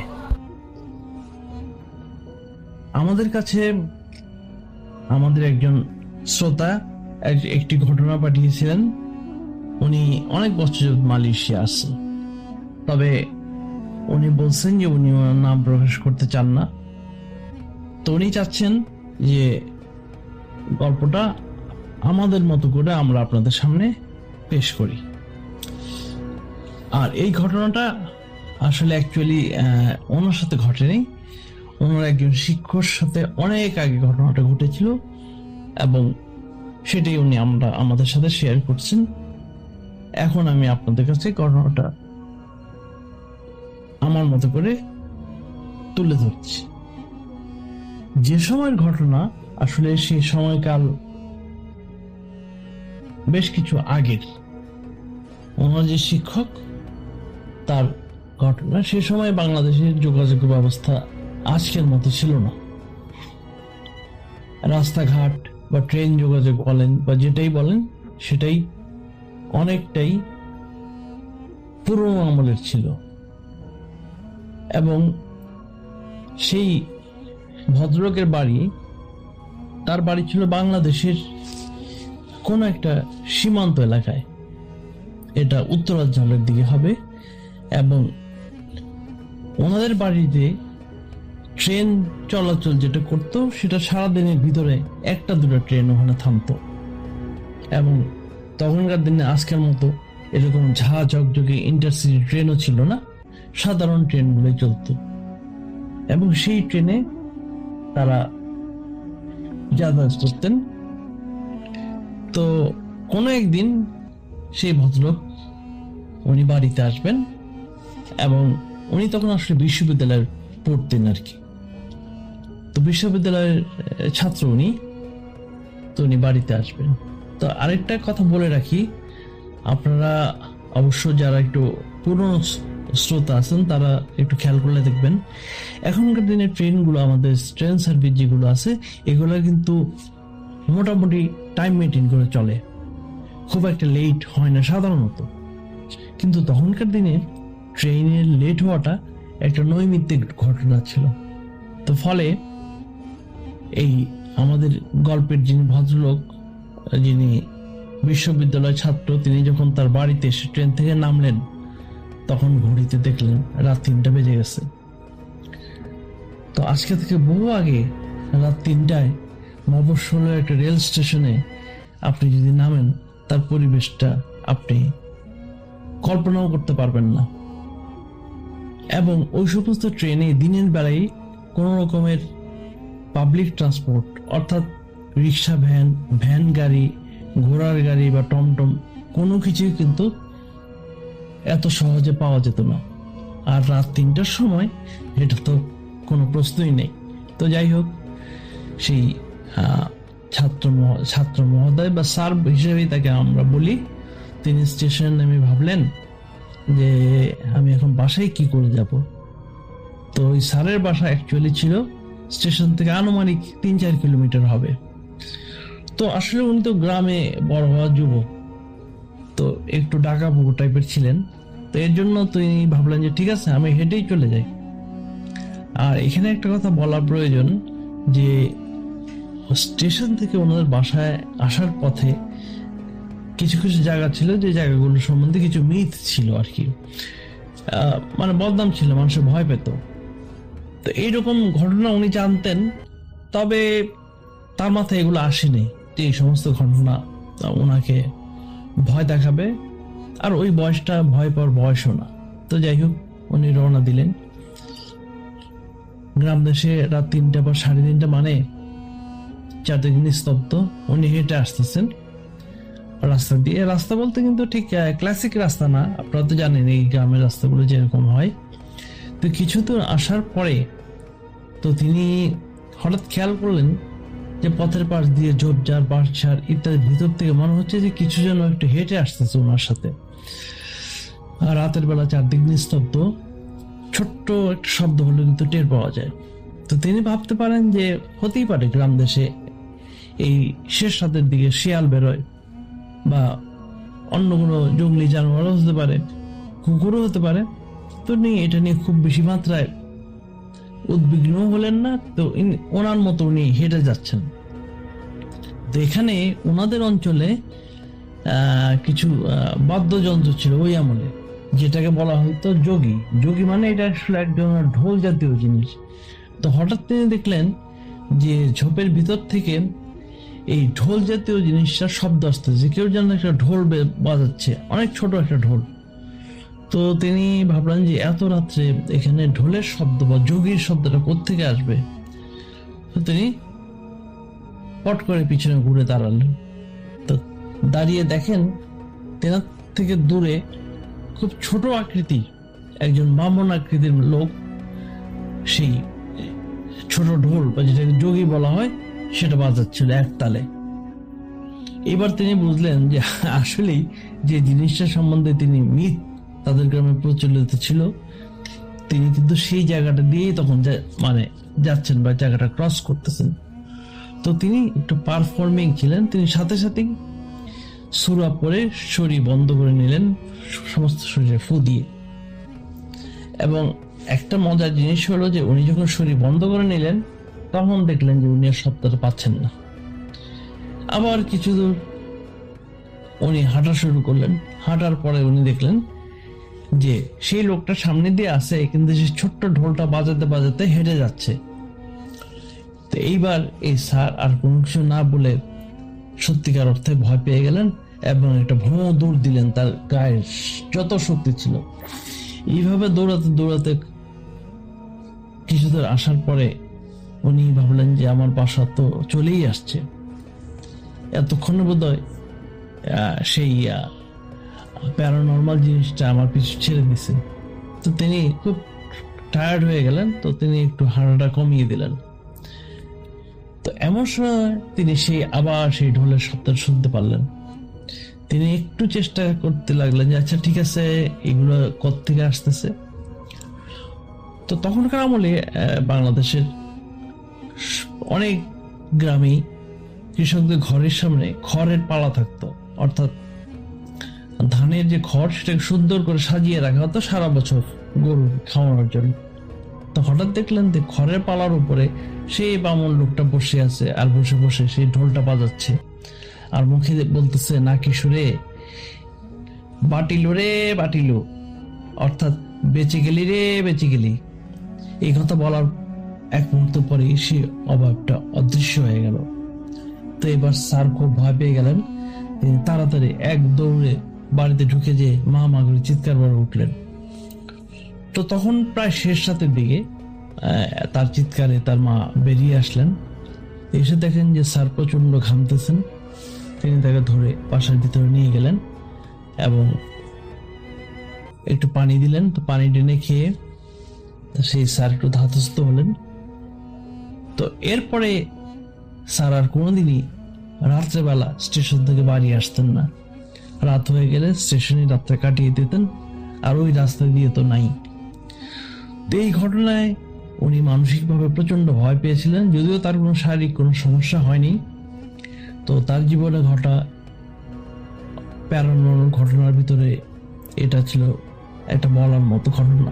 তো সেই ঘটনায় তিনি তার ছাত্রকে শেয়ার করেছিলেন, যিনি বর্তমানে মালয়েশিয়া প্রবাসী, এবং তিনি আমাদের সাথে ঘটনা শেয়ার করলেন এবং উনি ডিসক্লেমার দিয়েছেন যে ঘটনা উনি কোথাও পাঠাননি। তো ঘটনাটা আপনাদের কেমন লাগলো?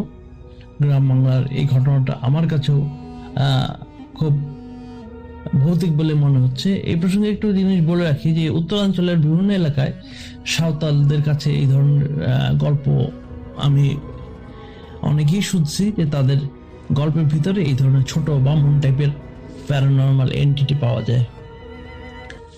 তো আজকের মতো এটুকুই, আপনাদেরকে শুনিয়ে দিলাম আমাদের মালয়েশিয়ান প্রবাসী একজন শ্রোতার শিক্ষকের সাথে ঘটনা একটি গল্প। আজকের মধ্যে এটুকুই, ভালো থাকবেন আপনারা, আল্লাহ হাফেজ। আজকের ঘটনা আমাকে পাঠিয়েছেন বিপুল সরকার ভাই, নারায়ণগঞ্জ থেকে। এই ঘটনা শোনা যায় বনানী কবরস্থানের আশেপাশে রাতের পথচারীদের কাছ থেকে। অনেকেই বলে এটা কেবল গুজব না, কিছু একটা সত্যি সেখানে আছে। ঢাকার ব্যস্ত শহর, দিনে যানজট, মানুষের ভিড়, কিন্তু রাত 1টার পর সব কিছু যেন আস্তে আস্তে ধীরে ধীরে থেমে যায়। বনানীর সেই রাস্তা, একটা মোড় ছিল যেখানে একটা পুরনো লাল স্ট্রিট লাইট সবসময় জ্বলে। লোকজন বলে ওই লাইটটা কখনো নেভে না। প্রায় 10 বছর আগের ঘটনা। একজন রাইড শেয়ার ড্রাইভার, তার নাম ছিল ইমরান। সে রাতের বেলা কাজ করত। এক রাতে, তখন ঘড়িতে বাজে 1:40। ইমরান ওই রাস্তা দিয়ে যাচ্ছিল। হঠাৎ সে দেখল লাল বাতির নিচে একটা মেয়ে দাঁড়িয়ে আছে। সাদা কাপড়, মাথা ভর্তি চুল, কিন্তু তার মাথা ছিল নিজ দিকে। ইমরান গাড়ি থামালো এবং জানালা নামিয়ে বলল, কোথায় যাবেন? মেয়েটা ধীরে ধীরে মাথা তুলল। তার মুখ ফ্যাকাশে, চোখে অদ্ভুত শূন্যতা, চেহারার মধ্যে কোনো দয়া মায়া মোহাম্মত কিছু নেই। সে আস্তে বলল, আমাকে বাসায় পৌঁছে দিন। ইমরান একটু অস্বস্তি পেলেও রাজি হলো। মেয়েটা গাড়ির পেছনে উঠে বসলো। গাড়িও চলতে শুরু করলো। কিছুক্ষণ পর ইমরান রিয়ার ভিউ মিরর দেখে তাকালো। দেখলো যে পিছনের সিটটা পুরোপুরি ফাঁকা। ইমরান ভয় পেয়ে তৎক্ষণাৎ ব্রেক করলো গাড়ি, এবং যখন সে পিছনে ফিরল, দেখলো পিছনে কেউ নেই। ঠিক তখনই ইমরানের কানের কাছে একটা কণ্ঠ ভেসে এলো, যা ছিল যেখানে সে বলছিল যে আমি তো এখানেই আছি। ইমরান ধীরে ধীরে সামনে তাকালো। তার পাশে প্যাসেঞ্জার সিটে বসে আছে সেই মেয়েটা। গাড়ি আবারও নিজে থেকেই চলতে শুরু করলো। স্টিয়ারিং ঘুরছে, কিন্তু ইমরান গাড়িতে কিছুই করছে না। মেয়েটা আস্তে আস্তে বলল, তুমি কি জানো আমি এখানে কেন দাঁড়াই? ইমরান হিমশিম খেয়ে কিছুই বলতে পারল না। মেয়েটা জানালার বাইরে তাকিয়ে বলল, এই রাস্তায় আমায় ফেলে রেখে চলে গিয়েছিল। হঠাৎ সে মেয়েটার মুখ বদলে গেল। চোখ লাল, মুখে রক্তের দাগ, এবং গাড়ির ভেতরেও ঠান্ডা হয়ে গেল। মেয়েটা ফিসফিস করে বলল, আজ তুমি যাবে না। হঠাৎ গাড়িটা জোরে জোরে ব্রেক করলো। পরদিন সকালে রাস্তার পাশে ইমরানের গাড়ি পাওয়া গেল বটেই, কিন্তু ইমরান সে আর নেই। শুধু তার মোবাইলে একটা রেকর্ডিং পাওয়া গেল, যার লাস্টে শোনা গেল, লাল বাতির নিচে দয়া করে কেউ দাঁড়িও না। আজও রাত 1টার পর যদিও ওই রাস্তা দিয়ে যাও, তাহলে দেখা যেতে পারে লাল বাতির নিচে দাঁড়িয়ে একটা মেয়ে, আর সে অপেক্ষা করছে তার পরের যাত্রীর জন্য। ইমরান নিখোঁজ হওয়ার পর বনানী কবরস্থান আশেপাশে রাস্তা আতঙ্ক ছড়িয়ে পড়ে গিয়েছে। রাত হলেই সেই লাল বাতির নিচে কেউ আর দাঁড়াতে সাহস করতো না, বা কেউ দাঁড়াতেও না। রাইড শেয়ার যারা করতেন, রাত হলেই তারাও সেখানে আর সে রোড দিয়ে কখনো যেত না। তারা সেই রাস্তা পর্যন্ত এড়িয়ে চলতো। কিন্তু যা হওয়ার তা কি আর থেমে থাকে? কিছুদিন পর আরেকজন ড্রাইভার, তার নাম ছিল সাজিদ, সে চ্যালেঞ্জ নিয়ে বলল, এগুলো সব বানোয়াট গল্প, আমি নিজেই সেখানে দেখে আসব, আর তোমাদের গল্প আমি ভয় করি না। তখন রাত 1:45, রাস্তাটাও বিষণ্ণ, পরিপূর্ণভাবে ফাঁকা। সাজিদ গাড়ি নিয়ে এগিয়ে গেল সেই মোড়ের দিকে। হঠাৎ দূরে সেই লাল বাতি জ্বলে উঠল আরো উজ্জ্বল হয়ে, আর ঠিক নিচেই আবারও সেই একই মেয়ে দাঁড়িয়ে আছে, সাদা কাপড় পরে একইভাবে মাথার নিচে এবং মুখমণ্ডলটা নিচের দিকে করে আছে।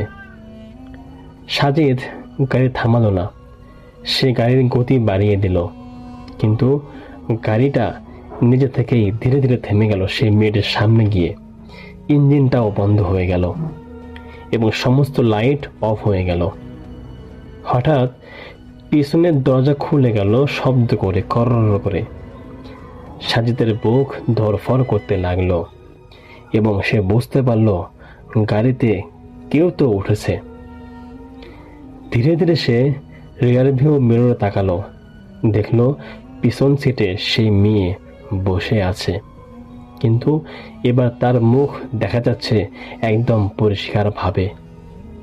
চোখ পুরো কালো, মুখে শুকনো রক্তের দাগ। এবং সেই মেয়ে ধীরে ধীরে বলল, তুমি কি এখান থেকে পালাতে চেয়েছিলে? সাজিদ চিৎকার করে দরজা খুলতে গেল, কিন্তু দরজা অটো লক হয়ে পড়ে রইল। মেয়েটা সামনে ঝুঁকে এলো, তার ঠান্ডা নিঃশ্বাস সাজিদের ঘাড়ে এসে লাগলো। সে মেয়ে আবারও বলল, যারা আমাকে ফেলে গিয়েছিল তারা সবাই ফিরে আসছে। হঠাৎ গাড়ির সব কাছে হাতের ছাপ পড়তে শুরু করলো, একটা, দুটো, অনেকগুলো হাত। মনে হচ্ছিল বাইরে যেন আরো কেউ আছে। সাজিদ ভয়ে চোখ বন্ধ করে ফেলল। তার কিছুক্ষণ পর সবকিছু একেবারে স্তব্ধ হয়ে গেল। পরদিন সকালে মানুষ দেখে সাজিদ রাস্তার পাশে বসে আছে, মাতাল অবস্থায়, অর্থাৎ পাগলের বেশি বসে আছে। চোখ ছিল ফাঁকা, তার মুখে কোনো কথা নেই। সে বেঁচে আছে ঠিকই, কিন্তু তার যেন কোনো কিছুই মনে নেই। শুধু মাঝে মাঝে সে একটা কথাই বলে, ও একা না, ওর সাথে আরো অনেকেই আছে। আর সবচেয়ে ভয়ঙ্কর বিষয় হলো, সাজিদের ফোনেও নতুন একটা রেকর্ডিং পাওয়া যায়। সেখানে শোনা যায় একটা মেয়ের কণ্ঠ, আর তার সাথে অনেকগুলো রয়েছে ফিস ফিস আওয়াজ, যারা একসাথে বলছে, আমরা এখনো অপেক্ষা করছি নতুন প্যাসেঞ্জারের জন্য। এই ছিল আজকের ঘটনা। আশা করছি আপনাদের ঘটনা ভালো লেগেছে। যদি ভালো লাগে আপনারা অবশ্যই কমেন্ট সেকশনে আপনাদের মূল্যবান মতামত শেয়ার করবেন। ধন্যবাদ সকলকে। এবং যদি আপনাদের সঙ্গে এমন কোনো ঘটনা ঘটে থাকে আপনারা অবশ্যই শেয়ার করবেন। আমরা পরবর্তী এপিসোডে আপনাদের ঘটনা সামনে নিয়ে আসবো ইনশাল্লাহ। দেখা হচ্ছে পরবর্তী কোনো এপিসোডে। ততক্ষণ পর্যন্ত সকলের দীর্ঘ আয়ু ও সুস্বাস্থ্য কামনা করে আজকের মতো এখানেই যাচ্ছি, বিদায়। ধন্যবাদ প্রিয় লিসেনার, যারা এতক্ষণ পর্যন্ত আমাদের ঘটনাগুলো শুনলেন। আমরা প্রতিনিয়ত আপনাদের জন্য এমন নতুন নতুন ভয়ঙ্কর সকল বাছাইকৃত ঘটনাগুলো আমাদের এই চ্যানেলের মাধ্যমে তুলে ধরি। আপনারা হয়তো জানেন অনেক আগে থেকেই যে আমরা ভূত এফএম নিয়ে অনেক আগে থেকে কাজ করছি এবং আমরা এখানে আনন্দমূলক, শিক্ষামূলক, অনেক বিনোদনমূলক ঘটনা তুলে ধরি এবং বাংলাদেশের বিভিন্ন জায়গা থেকে বিভিন্ন মানুষের সাথে ঘটে যাওয়া বিভিন্ন ধরনের ঘটনা আমরা যেন তুলে ধরি এবং আপনারা শুনতে সেটা অনেক ভালোবাসেন। সেখান থেকে অনেকেই আনন্দ নেন, অনেকেই বিনোদন জগতে হারিয়ে যান, অনেকে ভয়ের জগতে হারিয়ে যান, অনেকে আবার এই ঘটনাগুলো শুনে নিজেদের জীবনের কিছু পরিবর্তন করেন। যাই হোক, আমরা চাই যে এরকম ঘটনা আমরা প্রতিনিয়ত আপনাদের জন্য তুলে ধরবো। যারা যেখানে আছেন ভূত এফএম শুনছেন, আমি চাইবো যে আপনারা ভূত এফএম এর সাথে থাকবেন, আরো ভূত এফএম শুনবেন এবং ব্যাপক চাহিদা থাকবে ভূত এফএম এর। বাংলাদেশের মানুষের সাথে কোথায় কোন ঘটনা ঘটে যাচ্ছে তা শোনার জন্য সর্বদাই আমাদের এই চ্যানেলটিকে সাবস্ক্রাইব করে থাকবেন। আমরা প্রতিদিন সত্য সঠিক ঘটনা এই চ্যানেলের মাধ্যমে তুলে ধরি। ডক্টর আলিফ ভাইয়া, আফনান ভাইয়া, বাবু ভাইয়া এবং সাবিদ আলম ভাইয়া সহ আরো অনেকের ভয়েস এবং তাদের ঘটনাগুলো রেকর্ড করে আমরা বিভিন্ন আমাদের অডিয়েন্স, ফেসবুক অডিয়েন্স, বিভিন্ন ইউটিউব থেকে ঘটনা পাঠাই, মেইলের মাধ্যমে সেগুলো ঘটনা কিন্তু তুলে ধরি। যারা যারা আমাদের সাথে আছেন, শুনতে যাচ্ছেন ঘটনা, তারা অবশ্যই আমাদের সাথে থাকবেন, শুনবেন আমাদের ঘটনা। আজকের মধ্যে এখানে বিদায় নিচ্ছি। সবাই ভালো থাকবেন, সবাই সুস্থ থাকবেন। আসসালামু আলাইকুম ওয়া রাহমাতুল্লাহ।